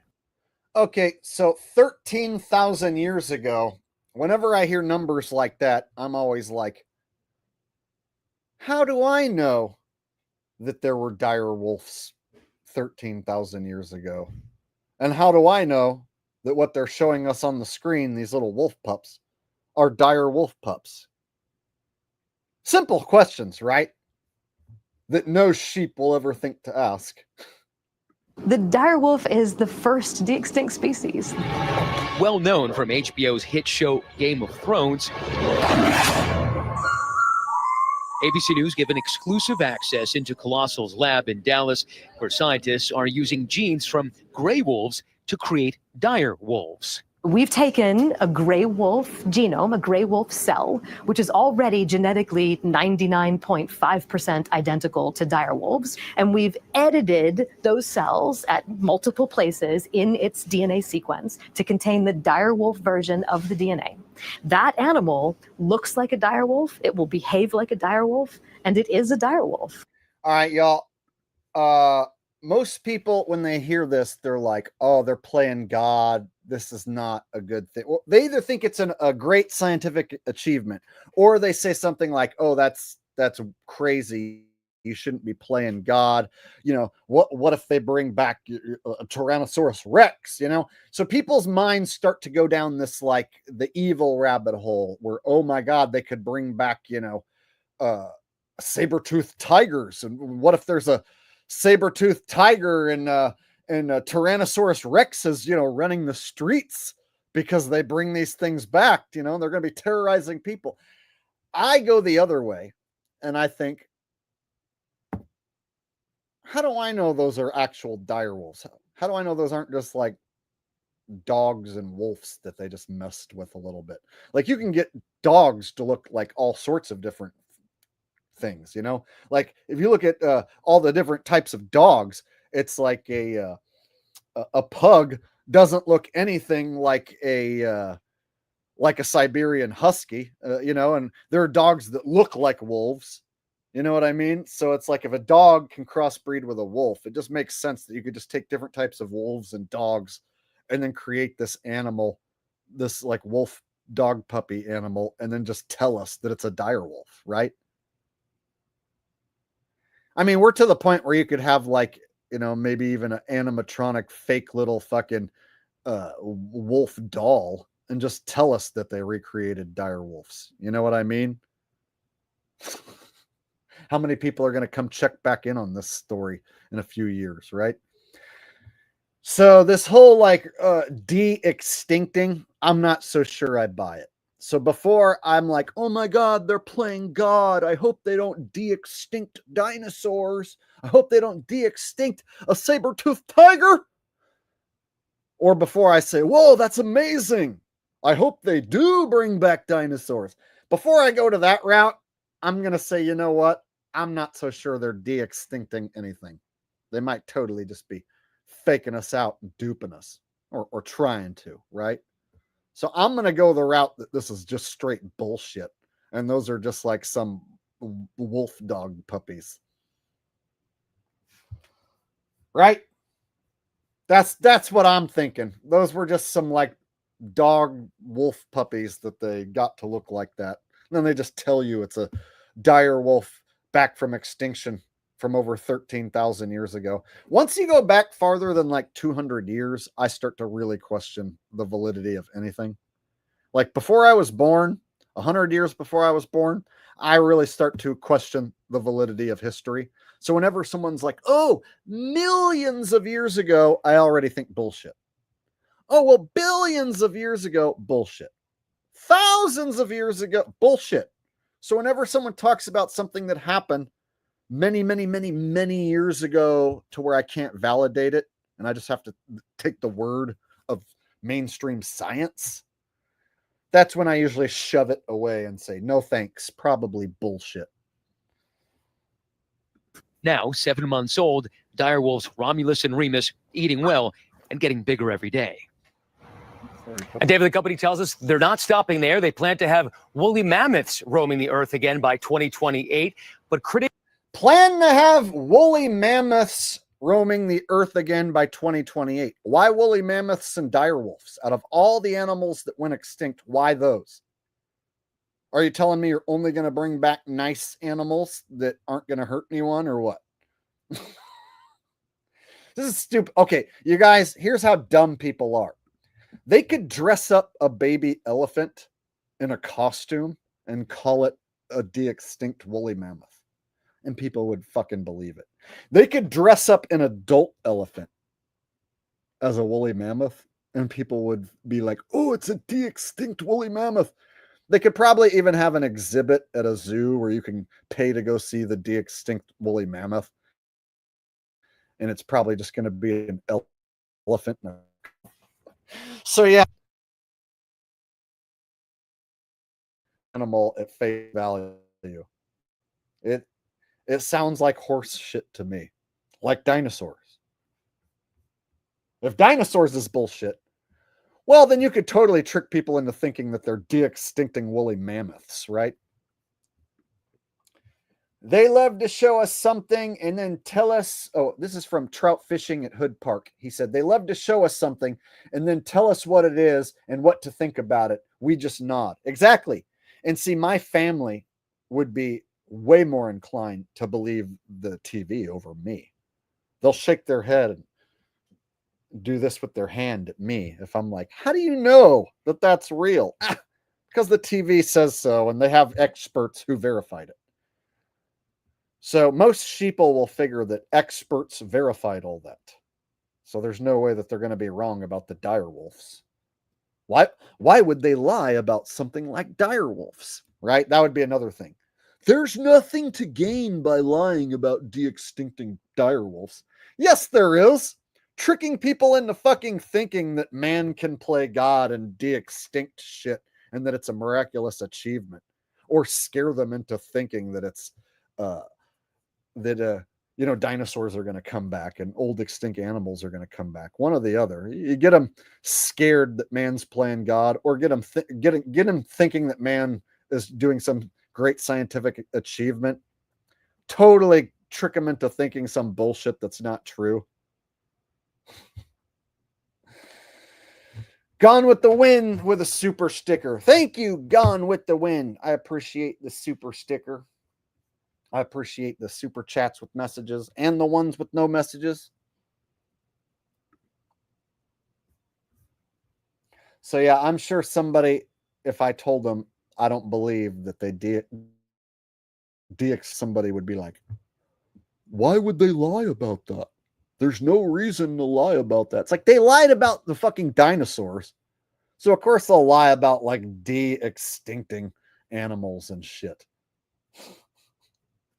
They want you to believe in this this past thousands of years ago. They want you to believe in this past millions of years ago that they created and told you about.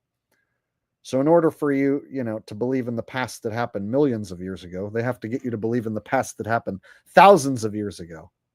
And they can get you to believe that they are the official experts because they brought a dead, extinct species back to life. You could never do that. You're too dumb. You don't have the technology or the intelligence, but these expert scientists do. And these are the people you should listen to because they're so brilliant and smart they can bring extinct species back to life, right? Meanwhile, there's very few people like me going, bullshit. You did not bring back anything extinct. Critics argue that this de-extinction could harm fragile ecosystems. David? Yeah, the images are really something, Matt. Thank you. Taking a stand for investors. All right, there's another. So like all of the mainstream media outlets ran a Direwolf segment. So let me show you a few more Direwolf segments because I find it hilarious. Some of them go into detail about these wolves and their names. All right. All right. So this is a Time Magazine channel, which has, 1 million subscribers. I don't know how many of them are real, but this video is number 11 trending on YouTube, almost 1 million views. The Direwolf shit, you guys, trending. They want us talking about direwolves coming back to life. Planet Earth for more than 10,000 years. That's because the species is extinct, or was. Colossal Biosciences is a Dallas-based company that's using genetic engineering to de-extinct long gone species. And this is the first time Colossal's direwolf pups, who are now 6 months old, have been seen by the public. Hey Ben, it's Jeff Kluger from Time Magazine. A pleasure to meet you.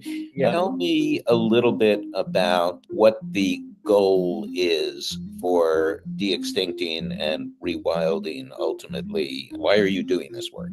It became abundantly clear that we need new tools and technologies for conservation. And so we thought this was a really cool way that we could create value, create impact, inspire people, and then also hopefully thoughtfully rewild some of these species, which apparently will also have ecological benefits to these different potential ecosystems. My thing is, it's like, okay, so they just choose these dire wolves and they didn't give us like much of a heads up beforehand. It's like, this company brought back dire wolves.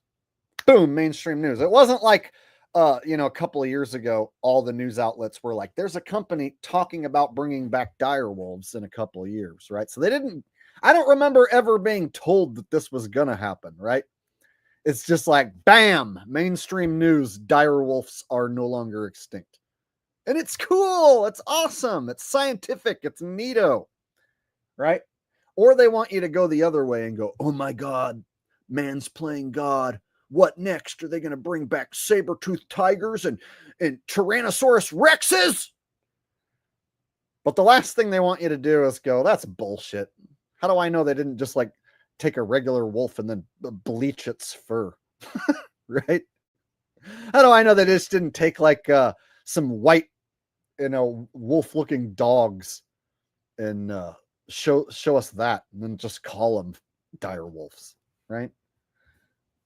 Like, there's dogs that look like this. To try and do that, Colossal needed to understand dire wolves at a genetic level. The company has documented the process from the beginning and shared this footage with Time for a cover story.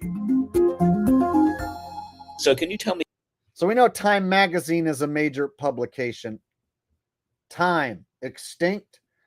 This is Remus. He's a dire wolf, the first to exist in over 10,000 years. Endangered species, could be changed forever. See, why didn't they bring back, like a fish that went extinct, right? It'd be a lot easier to have a fish inside of a tank, and a fish is a lot less dangerous than a wolf, right? It's like, why do they need to bring back this wolf? Like, what's so important about this wolf? Like, wouldn't there be like other animals out there that maybe went extinct that might be more important to bring back or might help improve ecosystems even, But instead, no, the wolf was the one that was chosen. There's probably some symbolic thing here. Some sort of symbolism behind it being a wolf as the first animal that they supposedly bring back. I'm not sure why, but there probably is. So can you tell me a little bit about what went into engineering the dire wolf? We extracted DNA from 2 fossils that we knew from previous work had some amount of preserved ancient DNA. One was a 13,000-year-old bone, and the other was a 72,000-year-old bone, an inner ear bone. We were able to generate 2 genomes, 2 dire wolf genome sequences from that, which we then compared to all the other wolves for which there's already been data generated. And when we do that, we want to figure out where it is that these 2 dire wolves are similar to each other, but different from the other wolves that are out there. And so we come up with this list of genes where they're distinct. Now, our goal in the dire wolf project, just like with all de-extinction projects, is to re-engineer the core traits, the core characteristics that made these extinct species unique and able to fill whatever role that they filled in their ecosystems. Okay, I'm going to break this shit down in just a minute after I read the super chat. Dcran4D said they took DNA from a 13,000-year-old tooth and a 72,000-year-old skull and made a healthy dire wolf puppy. No, they made 2 of them. 2 of them. Well, what they say that they took a gray wolf genome and then they take the preserved DNA from these tens of thousands of year old skeletons, these bones or whatever, right? So they have the preserved DNA and they can somehow just like, under a microscope or whatever, like sex it together. Oh yeah, we're just going to take this, old ass thousands of year old DNA, and we're just going to take this gray wolf genome, and we're just going to sex them together. And of course, it turns into a perfectly cute little dire wolf puppy. No problem at all. Exactly. Isn't that stupid? So check this out, guys. What's the proof? What's the fucking proof? Here's the proof. Lady talking. A stock photo of a scientist in a white lab coat, a still shot of a scientist. You don't even know what the scientist is doing. Just a still shot. Another still shot of a scientist. You don't know what they're doing. There could be diarrhea inside here. You wouldn't know, right? This could be the Pope's piss. How would you know what they're even doing? Lady talking. CGI graphics. Yeah, this is not real stuff under a microscope. This is CGI. Now, our goal in the Direwolf project, just like with all de-extinction projects, is to re-engineer the core traits. This right here, how do I even know that this is a real shot from a microscope? This might be fake too. And let's say that this is real genome things or cells underneath a microscope. How do I know it's from a dire wolf or a gray wolf or whatever? You could be showing me any sort of like cell underneath a microscope, right? So there's no way to know what any of this shit we're looking at even is. Traits, the core characteristics that made these extinct species unique and able to fill whatever. Like this is just, we don't know what this is. This is just a picture. So none of these pictures that were shown is evidence that dire wolves are back. Role that they filled in their ecosystems when they were still alive. Using this knowledge, Colossal then made 20 modifications to 14 genes in the DNA of common gray wolf cells. These relatively few tweaks to the genetic code produce some big differences. The dire wolf's white coat, large size, characteristic vocalizations like that howling you heard at the beginning of the story, and more. That DNA was transferred to denucleated egg cells, meaning cells without their own genetic material, and then developed into embryos and were then implanted in the wombs of surrogate mothers. Yeah, it's just that simple, you guys. Truth Speaker says direwolf equals 47 in Gematria. 47 is everywhere right now. It's also a shapeshifter and known to bridge gap between spiritual and physicality or physical realms. Love you, dude. Also known to bridge gap between spiritual and physical realms. Love you, dude. When you went into when you said the word shapeshifter, I thought you were going to make a joke about me being a shapeshifter, like Aaron Haywood says. I don't really look into Gematria. I don't plug into I don't plug numbers or I don't plug words into the Gematria calculators and then extrapolate numbers. So whenever someone tells me that this word equals this number, I just pretty much have to take their word for it because I don't ever check to see what word equals what. I know that they do have, Gematria coded into their events and sometimes even into their sporting events and whatnot, but trying to figure out beforehand what numbers they're going to use and why. I don't like to get involved in that. But if Direwolf does equal 47, I don't know, perhaps they did that on purpose and coded it that way for a reason. I don't know. Like I said, they may have used a wolf for some sort of symbolism, and I just can't put my finger on exactly what or why.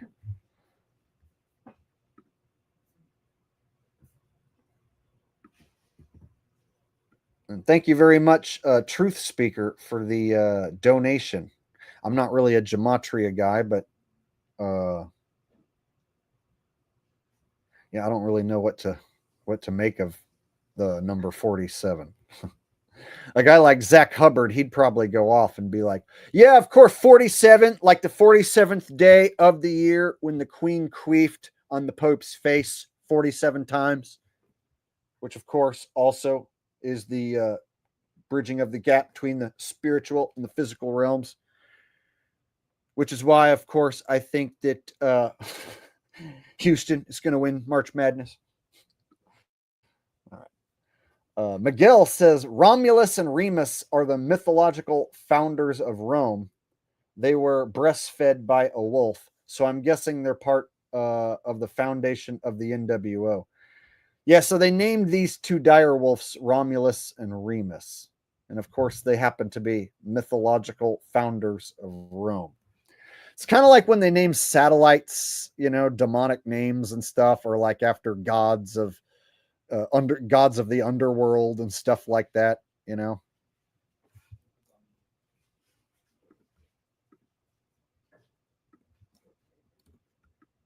It's like, oh, this is NASA's new satellite. It's called Satan's Asshole.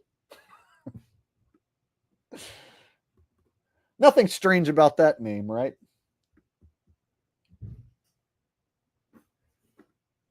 Truth Speaker says for show, but 47 is a big one in the coding right now. I'll take your word for it.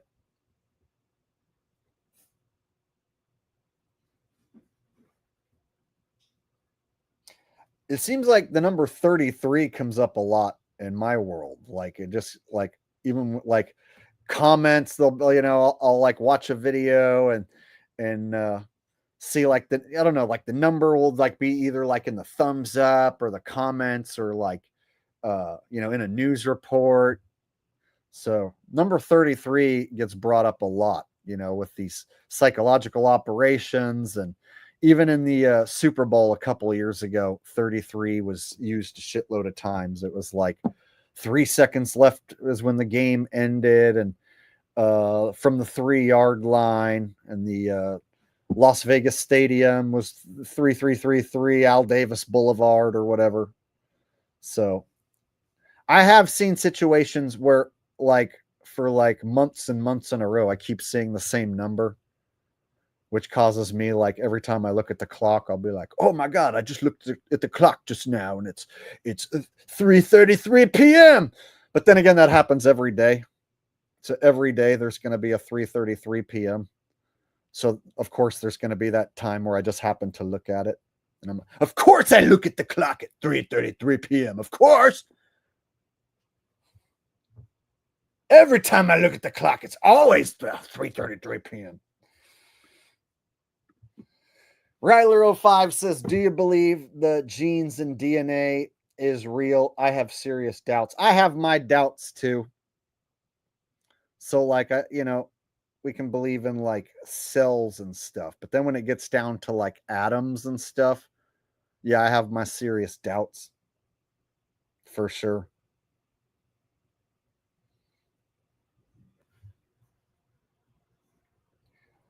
Totally, man. It's you know, when it's backed by mainstream science, and then you've found out that mainstream science lies about lots of things, you know, like dinosaurs, outer space, deadly diseases, then why wouldn't they lie about genes and DNA and atoms and stuff, right? So I just assume everyone's lying all the time, pretty much.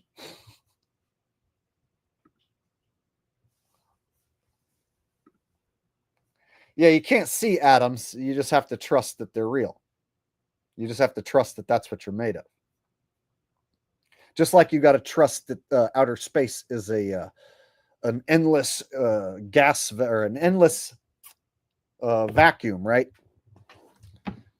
That goes on forever and ever. You just have to trust that that's what it is. You look up there, you see black and some twinkly dots. You just have to assume that it goes on like that forever and ever and ever, because that's what you're told. And then the opposite, yeah, you know, you look at your finger and you're like, oh, so if I zoom in on my finger and keep zooming in, I'm going to find atoms. It's like, yep. The outer space is a infinite vacuum void that goes on and on and on infinitely forever. And then if you zoom in on the smallest thing possible, you have the atoms that you can't see. Yep. So it goes in both directions, from the expanse of outer space to the smallest thing. Who were hound mixed dogs. We didn't know how big these embryos would grow and wanted to make sure that the surrogate was healthy. So we picked large dogs. Romulus and Remus, named after the Roman mythological twin brothers who were raised by a wolf, were born on October 1st, 2024. And in January, they were joined by a younger sister that the Colossal team named Khaleesi. Each wolf is on track to grow to as large as 6 feet long and 150 pounds. Like I said, you can just take some dogs and make, some animal that looks like this and then call it a wolf, right? Just take dogs and wolf and just breed them together and create something like this. Or you just take a regular wolf and then like bleach the fur white. Or maybe this is even a fake animal. For all we know, this could be like a CGI robotic animal for all we know, right? So there's other things that my mind thinks of before I believe that they de-extincted, a prehistoric wolf from the Stone Age or whatever. Colossal isn't planning to reintroduce them to the wild. Instead, the 3 dire wolves will live out their lives on a fenced 2,000-acre preserve. Colossal does not want to disclose this location in order to protect the animals. I think these are the luckiest animals ever. They will live their entire life on this protected ecological reserve where they have all sorts of space and they have natural denning. And like even this lady right here, this could be CGI. Like the fact that there's no wrinkles on this woman's face, there's no pores. It looks like it's like the pixels look like it's freaking 240p, right? But it's 1080 that I have the video in. This might even be a fake lady for all we know. So if that could be a fake lady, why wouldn't I question the wolf, right?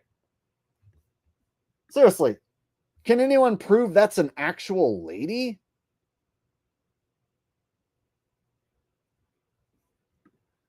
Whenever I see someone has like a face filter and their like eyes are like, I don't know, big and bulging. They look a little glitchy. So then I start to wonder, am I even looking at a real person? More and more, you got to ask whenever you see someone on camera, is this a real dude or a real chick or a real chick dude? A real butch-ass dude chick? on this protected ecological reserve where they have all sorts of space and they have natural denning environment and they have a inclement weather hut that they can go and hide out in if they need to. They have 24-hour veterinary care. Dire wolves aren't the only species on Colossal's de-extinction agenda. An American company says it has genetically engineered. They have developed some traits like mammoths. A small but potentially important step in a quest to eventually bring back the prehistoric woolly mammoth. They hope to de-extinct the woolly mammoth as early as 2028. De-extinct the woolly mammoth. I really think that if they do that, they'll take a baby elephant and dress it up like a woolly mammoth. So it won't be a full-size woolly mammoth. It'll be a baby. And then they'll just show the one news report and say, look at the baby woolly mammoth. And it'll just be a baby elephant that's dressed up. And then people will forget about it. Nobody in 5-10 years is going to be like, hey, where's that full-grown woolly mammoth, right? Just like in 5-10 years, how many people are going to remember these dire wolves? People will just forget. So they could literally never talk about the dire wolves ever again. And how many people are going to be like, what happened to the dire wolves? I'm going to go track them down. See what I'm saying? So they just have to show you the animal being de-extinct and being a young version. You don't even have to keep up with the animal later on in its life to continue proving that you brought it back. You just have to prove it once that you brought it back. And by prove, you just show them a baby animal and then say, look, it's de-extinct. Right? Come on, y'all. So that's my guess, is if they are going to de-extinct a woolly mammoth, it'll be a baby elephant that they use to trick people. And then they'll probably just never talk about it ever again. The company is also hoping to bring back the dodo and the Tasmanian tiger. If some of this gonna bring back the dodo and the Tasmanian tiger. Well, then why not saber-toothed tiger? Why not Tyrannosaurus Rex? Why not a Stegosaurus, right?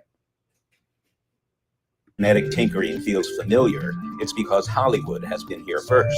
And spoiler alert, we all know that didn't end well. Hollywood has been here first. So they give you the idea in a Hollywood movie. They make it out like it's just some fictional idea for entertainment. And then they bring it to you in real life. They do that with space concepts too. So they had like satellites and spaceships in the movies. And then they bring you satellites and spaceships for real, right? So before you have satellites out there in space, it was a science fiction concept from the movies.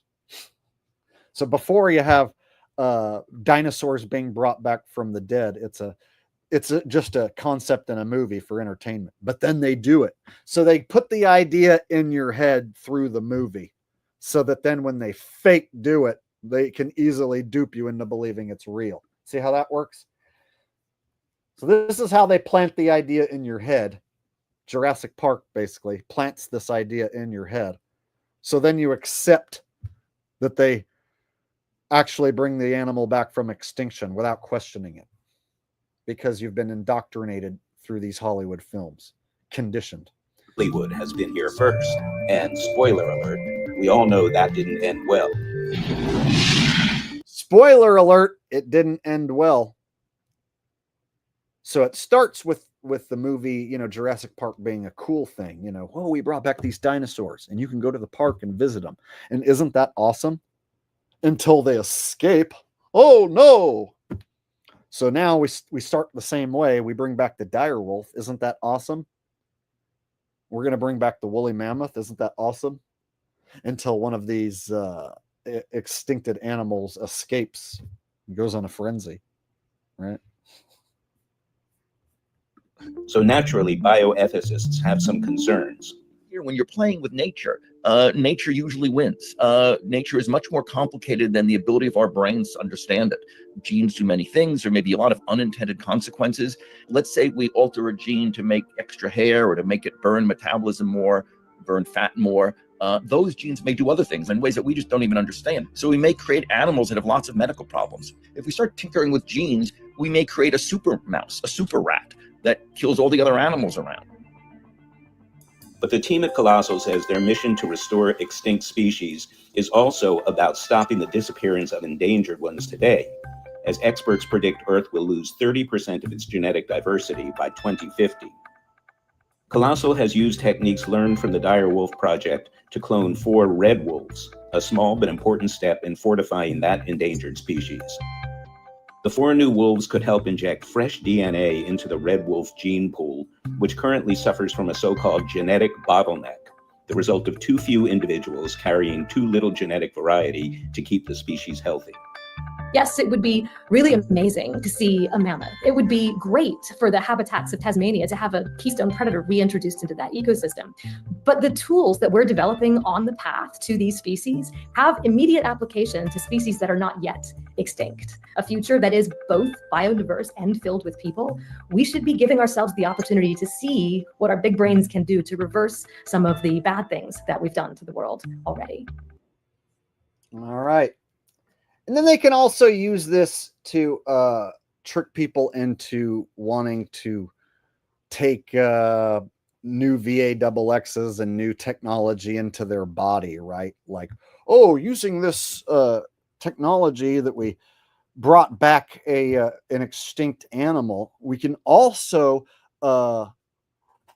splice DNA together and create cancer-attacking cells, right? And then we can create this new VAXX where we can eliminate cancer with these new cancer-attacking cells. And so imagine, you know, a world where we use the same technology where we bring back these animals from the death. We can also use a variation of that technology to save people's lives. And imagine we could bring people back from the death. right? Because if you're bringing animals back from the death, then what's to stop you from bringing, you know, Einstein and Tesla back from the death, right? Imagine we brought these old humans back from the death. Look, here's baby Einstein. We brought him back. This is actually Einstein. We had some of his preserved DNA. Here's Einstein as a baby. He's going to be just as smart as Einstein was.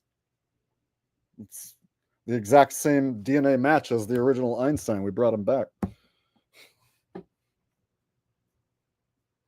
I'm just making shit up right now, having some fun. But, you know, crazy ideas like that, you're going to hear more shit like that in the future. So it might not sound so crazy to bring back a human from the death if they're talking about bringing animals back. And then, like I said, you wouldn't even need to actually bring a person back. You could just show someone a baby and be like, this is Tesla. We brought Nikolai Tesla back from the death. See this baby? It's Tesla DNA.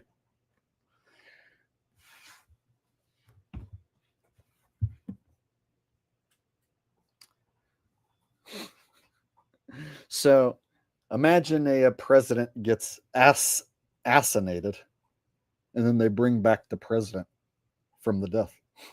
Wouldn't that be creepy?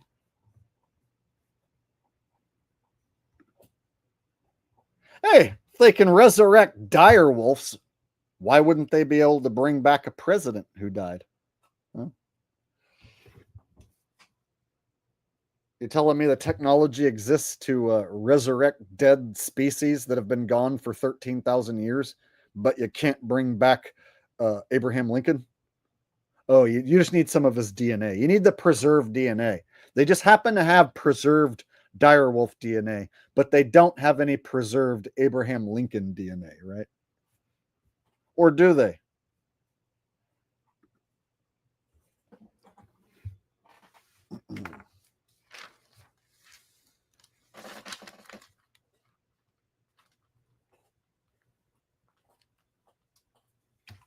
Yeah, so they'll make it out like it's this huge scientific achievement to bring back animals from extinction, and that same technology can be used to eliminate deadly diseases. So they can say like, oh, using this technology, we eliminated the red fox disease that was taking out all these red foxes because we improved their DNA. So now we have like these red foxes who are totally immune to red fox disease. So we could use that same type of technology to make people immune to cancers. And we could have people basically immune to every type of cancer. And all you would have to do is just come get this jabberoo with this magical, awesome cancer-fighting technology, right? All sorts of evil shit they can do if they can just trick you into thinking that man is capable of miracles, right? Man is capable of bringing extinct animals back from the death. So man should be capable of eliminating all the cancers. All right.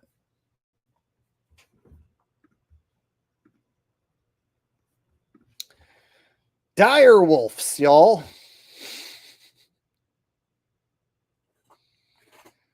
All right.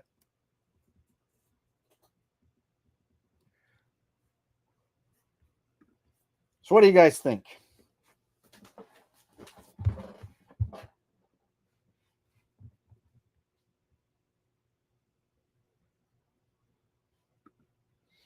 Augusta Palazza said, come get this jabberoo, but not stop eating toxic shit.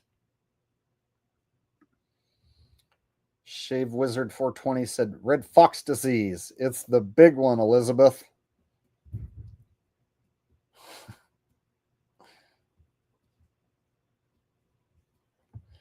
Bring back Bigfoot. They're going to resurrect the Loch Ness Monster.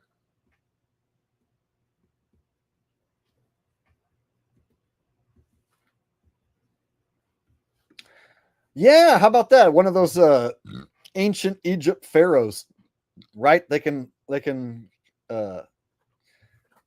take some preserved DNA from a mummy and bring back King Tut, right? All they have to do is just show you a baby and then be like, it's baby King Tut brought back from the dead. Isn't that cool that we brought back King Tut? Some people think it's like playing God, but it's really not. It's actually an amazing scientific achievement. Now, only people who have preserved DNA can come back. So your dead grandma, no, she can't come back. But anyone with preserved DNA, Walt Disney, didn't they like say that Walt Disney has his like head frozen in a cryogenic facility or something? I think I heard a rumor that Walt Disney's head is frozen. So theoretically, can they bring back Walt Disney? And I've also heard a rumor that Walt Disney was the evil man with the mustache from Germany. So could they bring back the evil man with the mustache from Germany, aka Walt Disney? Could they? I hope not.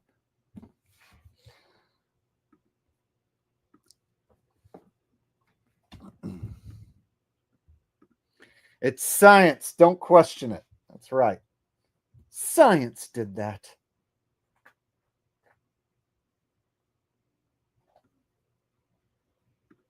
All that glitters is old said, I wish they could bring back my interest in America.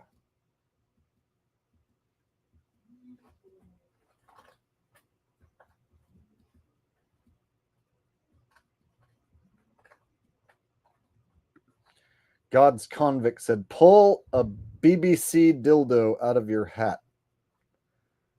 A big black cock dildo? You want me to pull a big black cock dildo out of my hat? Well, in order to do that, there would need to be one inside there, and there's not.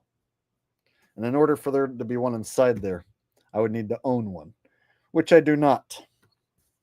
So, for that reason, I will not be pulling a big black cock dildo out of my hat. But if I did own one, I would. But I don't, so I'm not.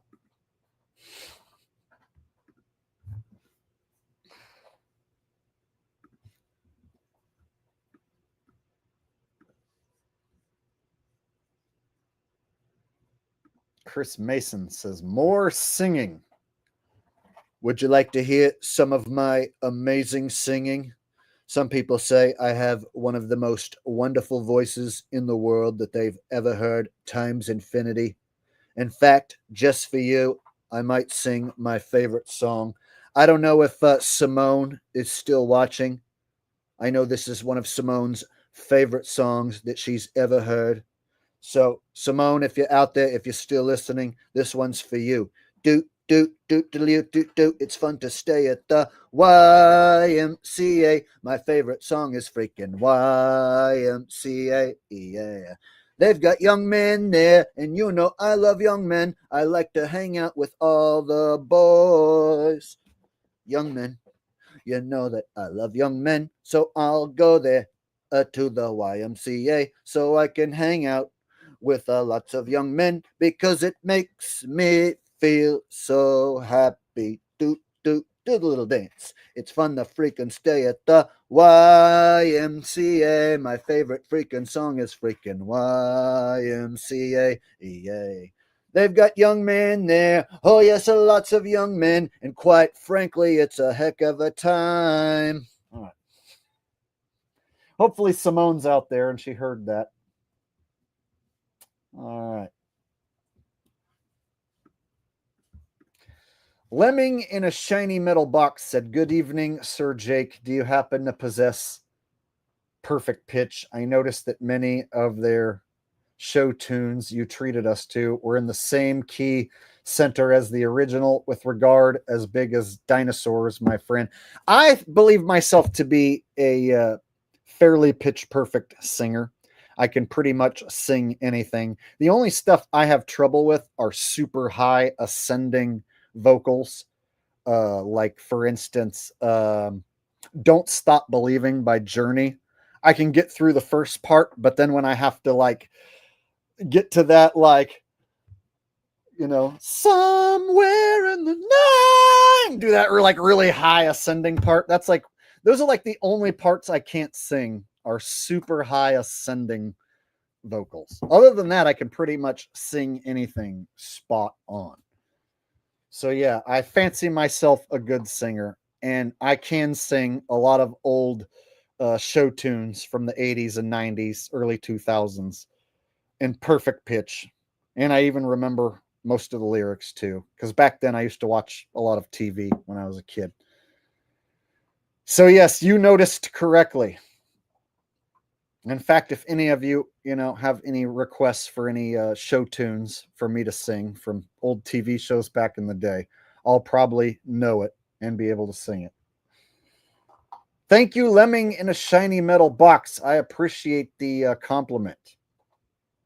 So yeah, I wouldn't call myself a perfect pitch singer, but I would call myself a near perfect pitch singer. Joe Kerr says, what are your thoughts on Earth being flat but curved into the infinite because our mortal brains can't comprehend? Same with moons and planets. I was with you on the Earth being flat part because I have talked about Earth being flat hundreds of times, and I have hundreds of videos on my channel talking about it. But the part where you said curved into the infinite, that part doesn't make sense to me. Earth isn't curving. And there's no proof of Earth curving downwards in all direction. No proof that Earth is a spinning ball. And so when you say curved into the infinite, that's where you lost me. So definitely, I say it's flat, and I have content showing what I think about the Earth. So if you scroll back to before last football season, you'll find my more recent flat Earth content from 6 months ago or whatever. And I explain my current stance as far as the flat Earth goes, and I show a model that works better than every other model that any flat earther's ever shown.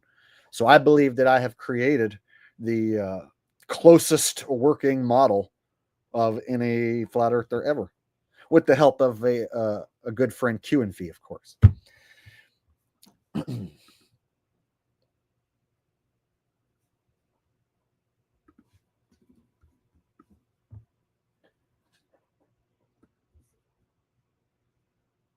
All right.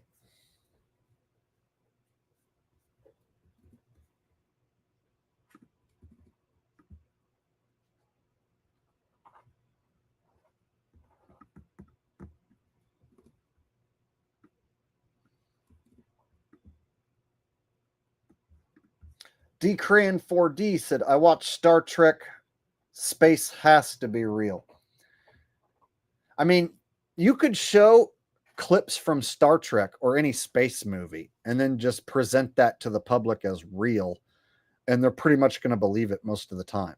You know what I mean? So if you just show an image of some stars or whatever, or a distant galaxy, and if you say, Hubble took that picture, and you aired that on the news, most people would believe it. So you could just take a clip straight from Star Trek, claim that that's a Hubble telescope image, and people will just believe it. I mean, why would the news lie about something like that, right?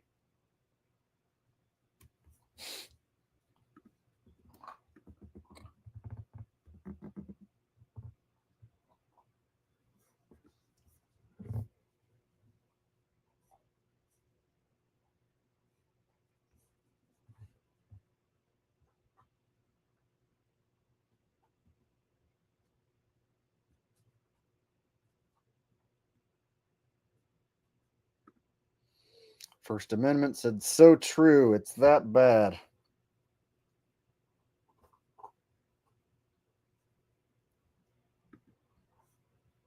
Alexander's Masharo said, you still haven't done Q and Fee impersonation. I think I did a long time ago, but I haven't recently. No, I don't really impersonate Q and Fee. I enjoy his work, and I really like his videos, and I'm a longtime subscriber to his channel. So I don't want him to think that I'm mocking his voice or his accent or everything or anything like that. So out of respect, I don't really do an impression of Q and Phi. Mainly when I do an impression of someone, it's like I'm making fun of them. You know what I mean? So I don't just try and do an accurate impression. I try and go over the top and over exaggerate it and make fun of that person and bust their balls at the same time. So I typically don't do an impersonation of somebody who I like and respect because I don't want them to mistake it as me mocking them, you know?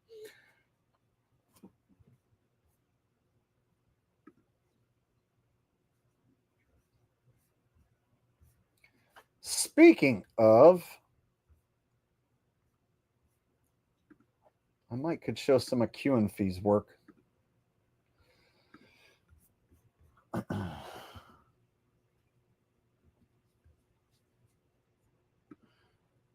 want me to show the space station video? I've shown it a couple times, but people do seem to like it. It is a good video.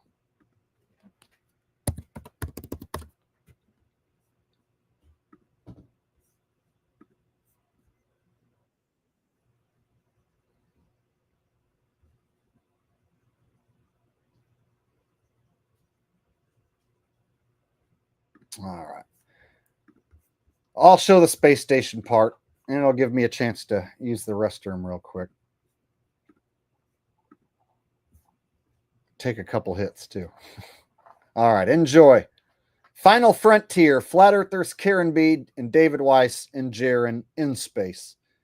The International Space Station. So, we have a pretty good gym up here.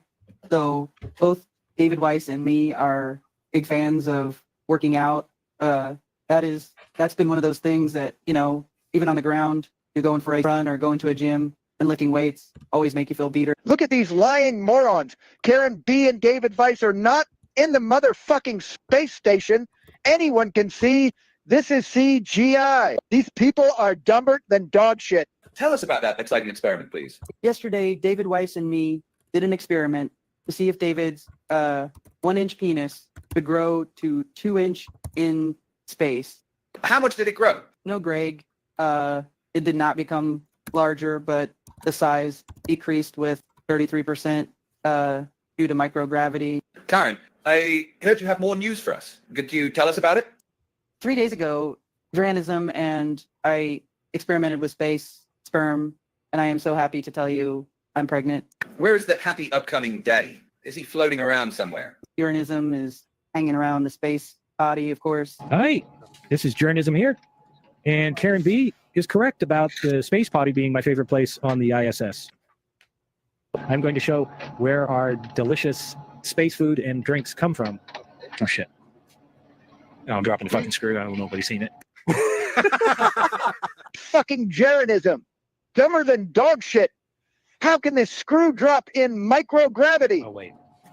Maybe it dropped into this food dispenser. It looks delicious. I'm going to save this for later. Where is that fucking screw?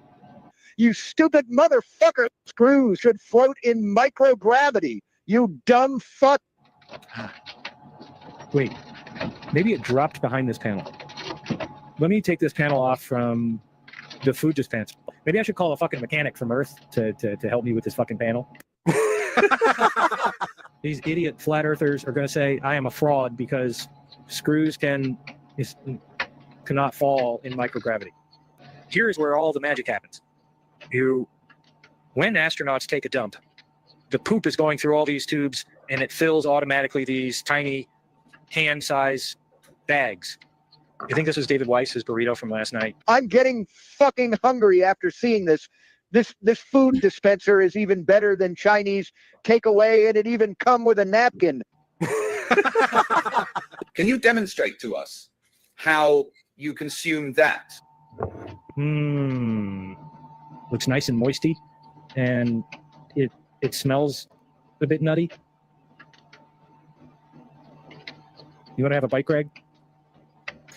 It tastes a little bit like a burrito, and the jalapeno make it a bit more spicy. Look, here. Stupid flat earthers. I can make food fly, and we can not do that on Earth because space is real. Do you see, stupid motherfuckers? This flying food is real. And when Jeranism dropped the screw, that part was fake as fuck. I had sex with MC Toon the other day. We had sex for about 33 times, and it was pure experimental. And I had sex with Brenda a couple of times. Same with Michael Toon. He visits me almost every weekend, and he is saying, I'm the hottest thing on planet Earth. I have to admit that Craig and I are trying to get Brenda pregnant, and we do that in the name of science. Hear these stupid motherfuckers. They are dumber than dog shit. Do I need to explain these two clowns? Brenda is not able to become pregnant because Brenda is a man, you stupid motherfuckers. Hi, people. This is Jeranism here. Reporting from space that the screw is still missing, and if necessary, I dismantle the whole space station to find that fucking screw. I have a confession to make, and I wrote it down because there is so much to tell. When I was in the Navy, I had sex with fish and also dolphins, and when I worked as zookeeper, I had sex with most animals, and even a skunk. The rattlesnake was tickling my nuts, and it was pretty nice. While I was having sex with the animals, I was patting them and talked softly with a sexy voice. And sometimes I'd light up candles because animals like to be romantic with me. And now I am saying goodbye to Karen B and David Weiss with his tiny dick. Thanks for having us fight the fat shirt. Bye. Goodbye, Craig. And I don't have a tiny dick, you piece of shit. Hey, Karen, look how high the ceiling is. Yes, Dave. That's because we are in a studio. Let's do it again. 5, 10, 15, 20 feet. Aha, Dave, this is so much fun. I want to go home, Dave. My vagina smells exactly like your feet. This is Jeranism from Jeranism here, on board at the International Space Station. As you can see behind me, the Earth is not flat anymore because the sun lights up the Earth, and I need to. I mean, I have terrible diarrhea after eating David Weiss, his burrito from the food dispenser, and I need a dump on the space potty. Holy fuck! I feel something coming. I think there is plenty of guacamole for the whole crew after I'm done here. Holy, holy, holy! I made some guacamole. What the fuck was that? Oh shit! Stupid me! I forgot to take of the plastic back before I eat it. Sorry for the small break, but a man needs to shit sometimes, and especially after David Weiss, his burrito from the food dispenser, and I think the toilet needs replacement. All right. If you guys want to finish the rest, go over to Q and Feast channel. Check out the Final Frontier, Flat Earth. There's Karen B and David Weiss in space. Shout outs to Q and Fee.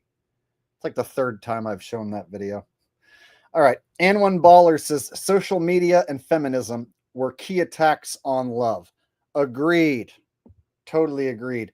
And then the OnlyFans website and the other websites where women get to show off their goods, for men who pay. That didn't used to be a thing. So the more women who started making like big money selling pictures of their body to where like, oh, any random girl next door who's got a nice body can now be like, a prawn star online, basically, It didn't used to be like that. So now any girl who gets told she's good looking realizes, oh, I am good looking. So that means I could whore myself out online and make a lot of money. Whereas before, if a girl got told she was good looking, then she just knew she was good looking and that she could get a higher quality man. She didn't automatically think, oh, well, that means I could charge tens of thousands of men, a monthly fee so that they can look at me. So yeah, man, the apps, and then you got the red pill guys. A lot of those dudes are total shills too, right? Plants, toxic dudes who will tell you like to hate women in general, right? All women are trash. So if you have a plethora of red pill MGTOW channels and you have women on the other side saying they can't find a good man, and they can swipe this quick. That's how quick they decide they don't like somebody. Ain't no way to fix it, man. Once this shit has been unleashed upon us, there ain't no going back. You'd almost have to like get rid of all that shit and start like a brand new tribe of people without any internet, without phones and electronics and shit.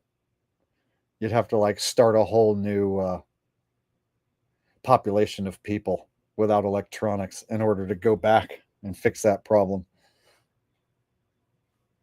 And how would you do that without inbreeding?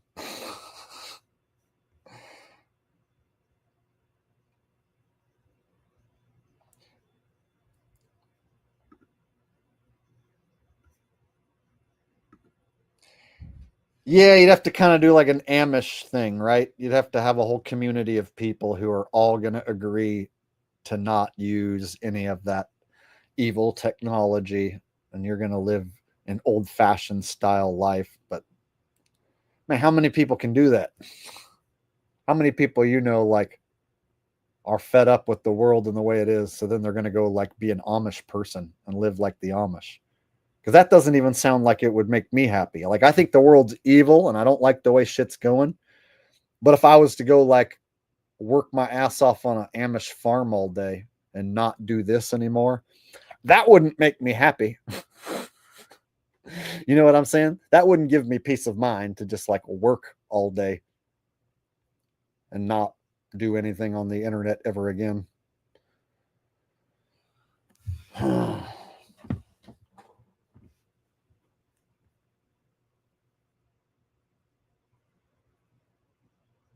Because, you got to wonder, should I just get rid of this technology? Well, shit, I'm a pro YouTuber. I have to have technology. I have to be on the internet. If I'm not on the internet, then I ain't making money on the internet. That means I got to go do something completely different. So yeah, for a guy like me who's like connected into the internet and YouTube, and this is like my way of life, and I think that this type of shit's bad for humans in general overall.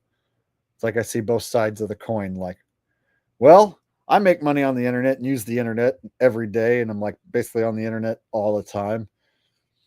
Would it make me happy to like just throw my phone away? Well, shit, then I'd have to go find a whole new line of work and change my life completely.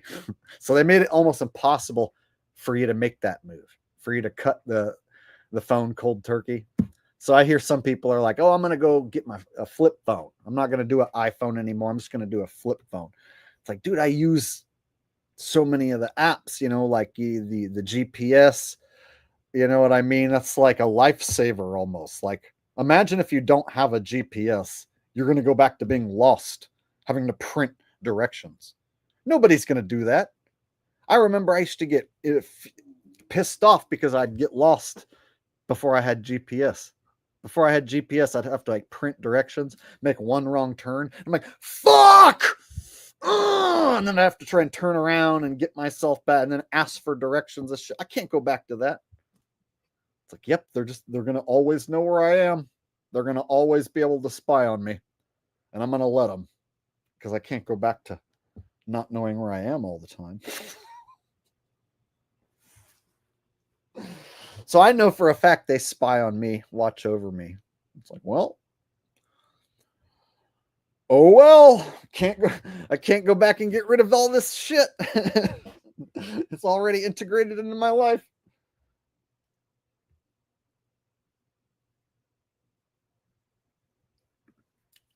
Deep question. What would I do for money if the internet crashed? Well, I was singing in nursing homes not long ago, before I was, well, not before I was doing YouTube, but there was a time while I gave up YouTube. My channel got demonetized for a while, and I wasn't making that much, not enough to survive. And so there was a time where I was singing in nursing homes. So I can always fall back on something like that, as long as, there's no pandemic going on. Problem is, if there's a pandemic that pops up, singing in nursing homes evaporates instantly. So I know what it's like to have jobs evaporate, because of a pandemic, right? And then I'm also a pretty good advantage slot player. So if I did advantage slot playing all day long, I can make money doing that. But at the height of the pandemic, they shut down all the casinos. So there was a time where my singing job vaporized because of the pandemic. And then when I went to the casinos, then they shut those down. And then I couldn't do anything but get online. And that's how I ended up back on YouTube. And then they eventually, when I reapplied for monetization, they approved me, shockingly, unexpectedly. And then I've been on here ever since.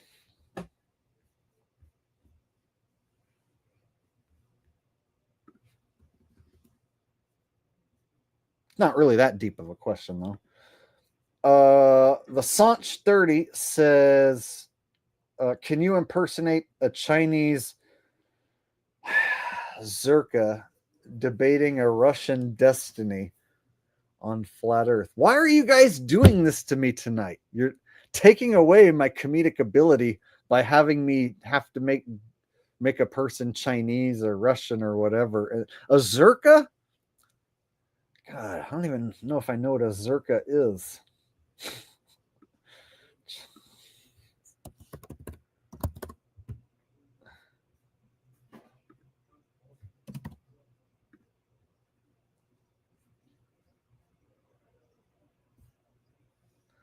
It's a Zerka family. The family name Zerka is of Eastern European origin, often associated with regions in modern-day Poland and Ukraine. Okay. And you want me to have a debate with a Russian destiny? A Russian destiny? Dude, are you trying to confuse me? And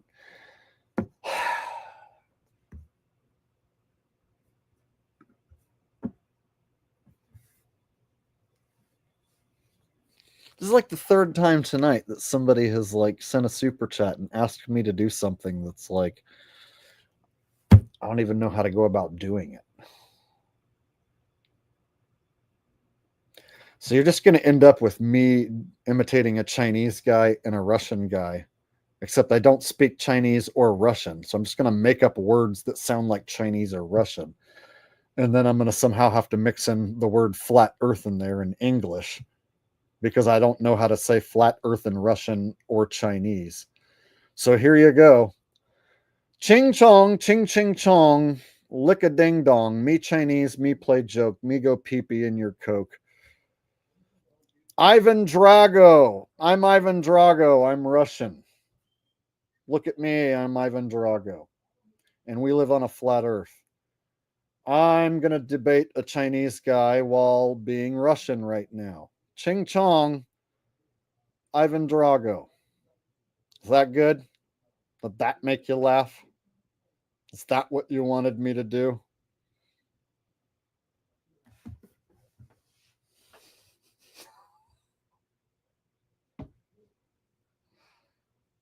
Yeah, you guys are asking me to do stuff that I can't do tonight. This is like the third time you want me to do voices, but I don't speak those languages. So all I'm gonna do, if you say Chinese Zerka, is me go ching chong, wing dong ding dong, bing bong. That's how I do a Chinese person.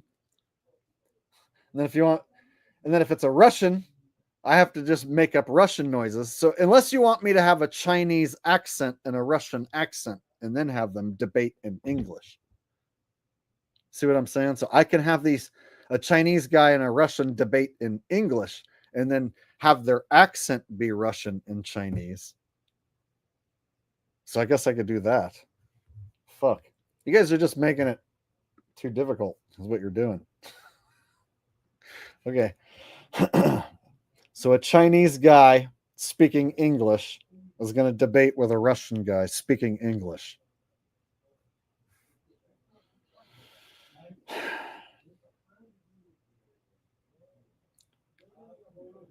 I think you're wrong.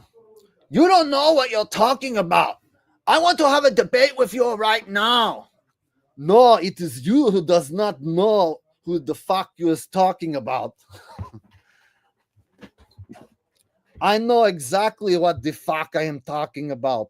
It is you who is the one who does not know what you are fucking talking about. No, you're the one who don't know what you're fucking talking. I can't even do it. Can't even do it. No, can't even do it. It's ruined. Don't even know what to talk about.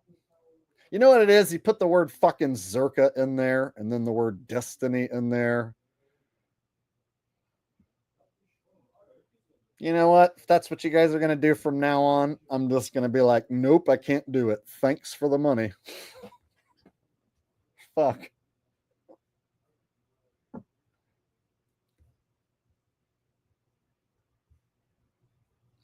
Can you do a Polish magician meeting an Afghanistan surfer living next to an Icelandic fisherman who's trying to be Chinese while learning Japanese?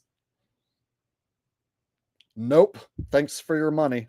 So yeah, from now on, if you guys try and fucking mix in like all the different languages that I got to do at once somehow, I'm just going to be like, nope, I can't. It used to be you guys would say like, Beavis and Butthead meets Richie from Boston. And I'd be like, oh, okay. Hey, Butthead, look at that guy over there. Hey, Beavis, look at that guy over there vaping in his truck. Oh, yeah. Let's go ask if we can hit his vape pen. Excuse me, sir. Can we have a hit on your vape pen? Kids, let me tell you something. You should not try vaping because it's bad for you, all right? Now, I'm not the type of guy who practices what I preach. You should definitely never vape because there are Chinese nano drones that they put inside of all of the vape juice. However, I create my own organic vape juice that I make. So, see, I can have Beavis and Butthead meet Richie from Boston, right? But then if you say, have German Beavis and Butthead meet Chinese fucking Richie from Boston, now you're throwing fucking monkey wrenches at me, right? You're making it to where now I have to somehow like have fucking Beavis and Butthead sound like themselves, yet also speak another language. And I have to have Richie from Boston be Richie from Boston, but he's not from Boston. Now he's from some other fucking country. See what I mean? So how can I have a Boston accent and be from another country at the same time?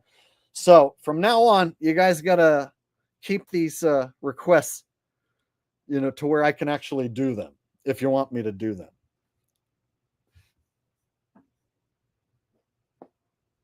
I don't know if I can explain it any better.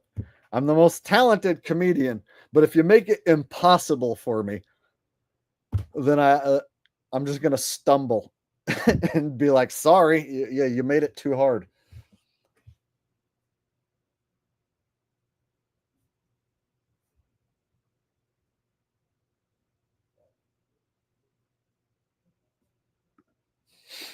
Shady Davy D says, hey, Jake, can you do all the impressions of everyone that Bill and Ted picked up on their excellent adventure?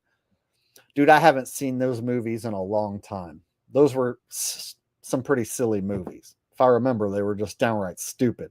And I haven't seen them since I was probably like 10 years old. And I never went back and rewatched them movies.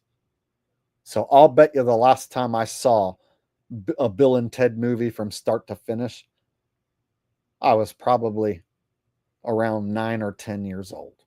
So I can't even remember anything that really happened. Just I can remember snippets of them getting in a telephone booth and being like, whoa, dude.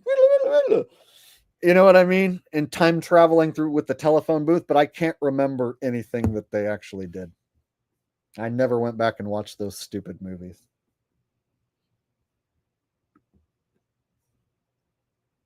So no, I can't. The Sanch 30 said LMAO, which means laugh my ass off. Amazing work, man. I was just messing around. I hope so. I think everybody who tried to get me to do, you know, a Chinese, Japanese thing at once, I think they were just kidding around and they knew I wasn't going to be able to do it. But see, I like to do these funny impressions. And so I strive to make it, you know, as funny as possible and do as good of a job as I can. But then when I get hit with like a request that like I'm stumped on how to even begin doing it.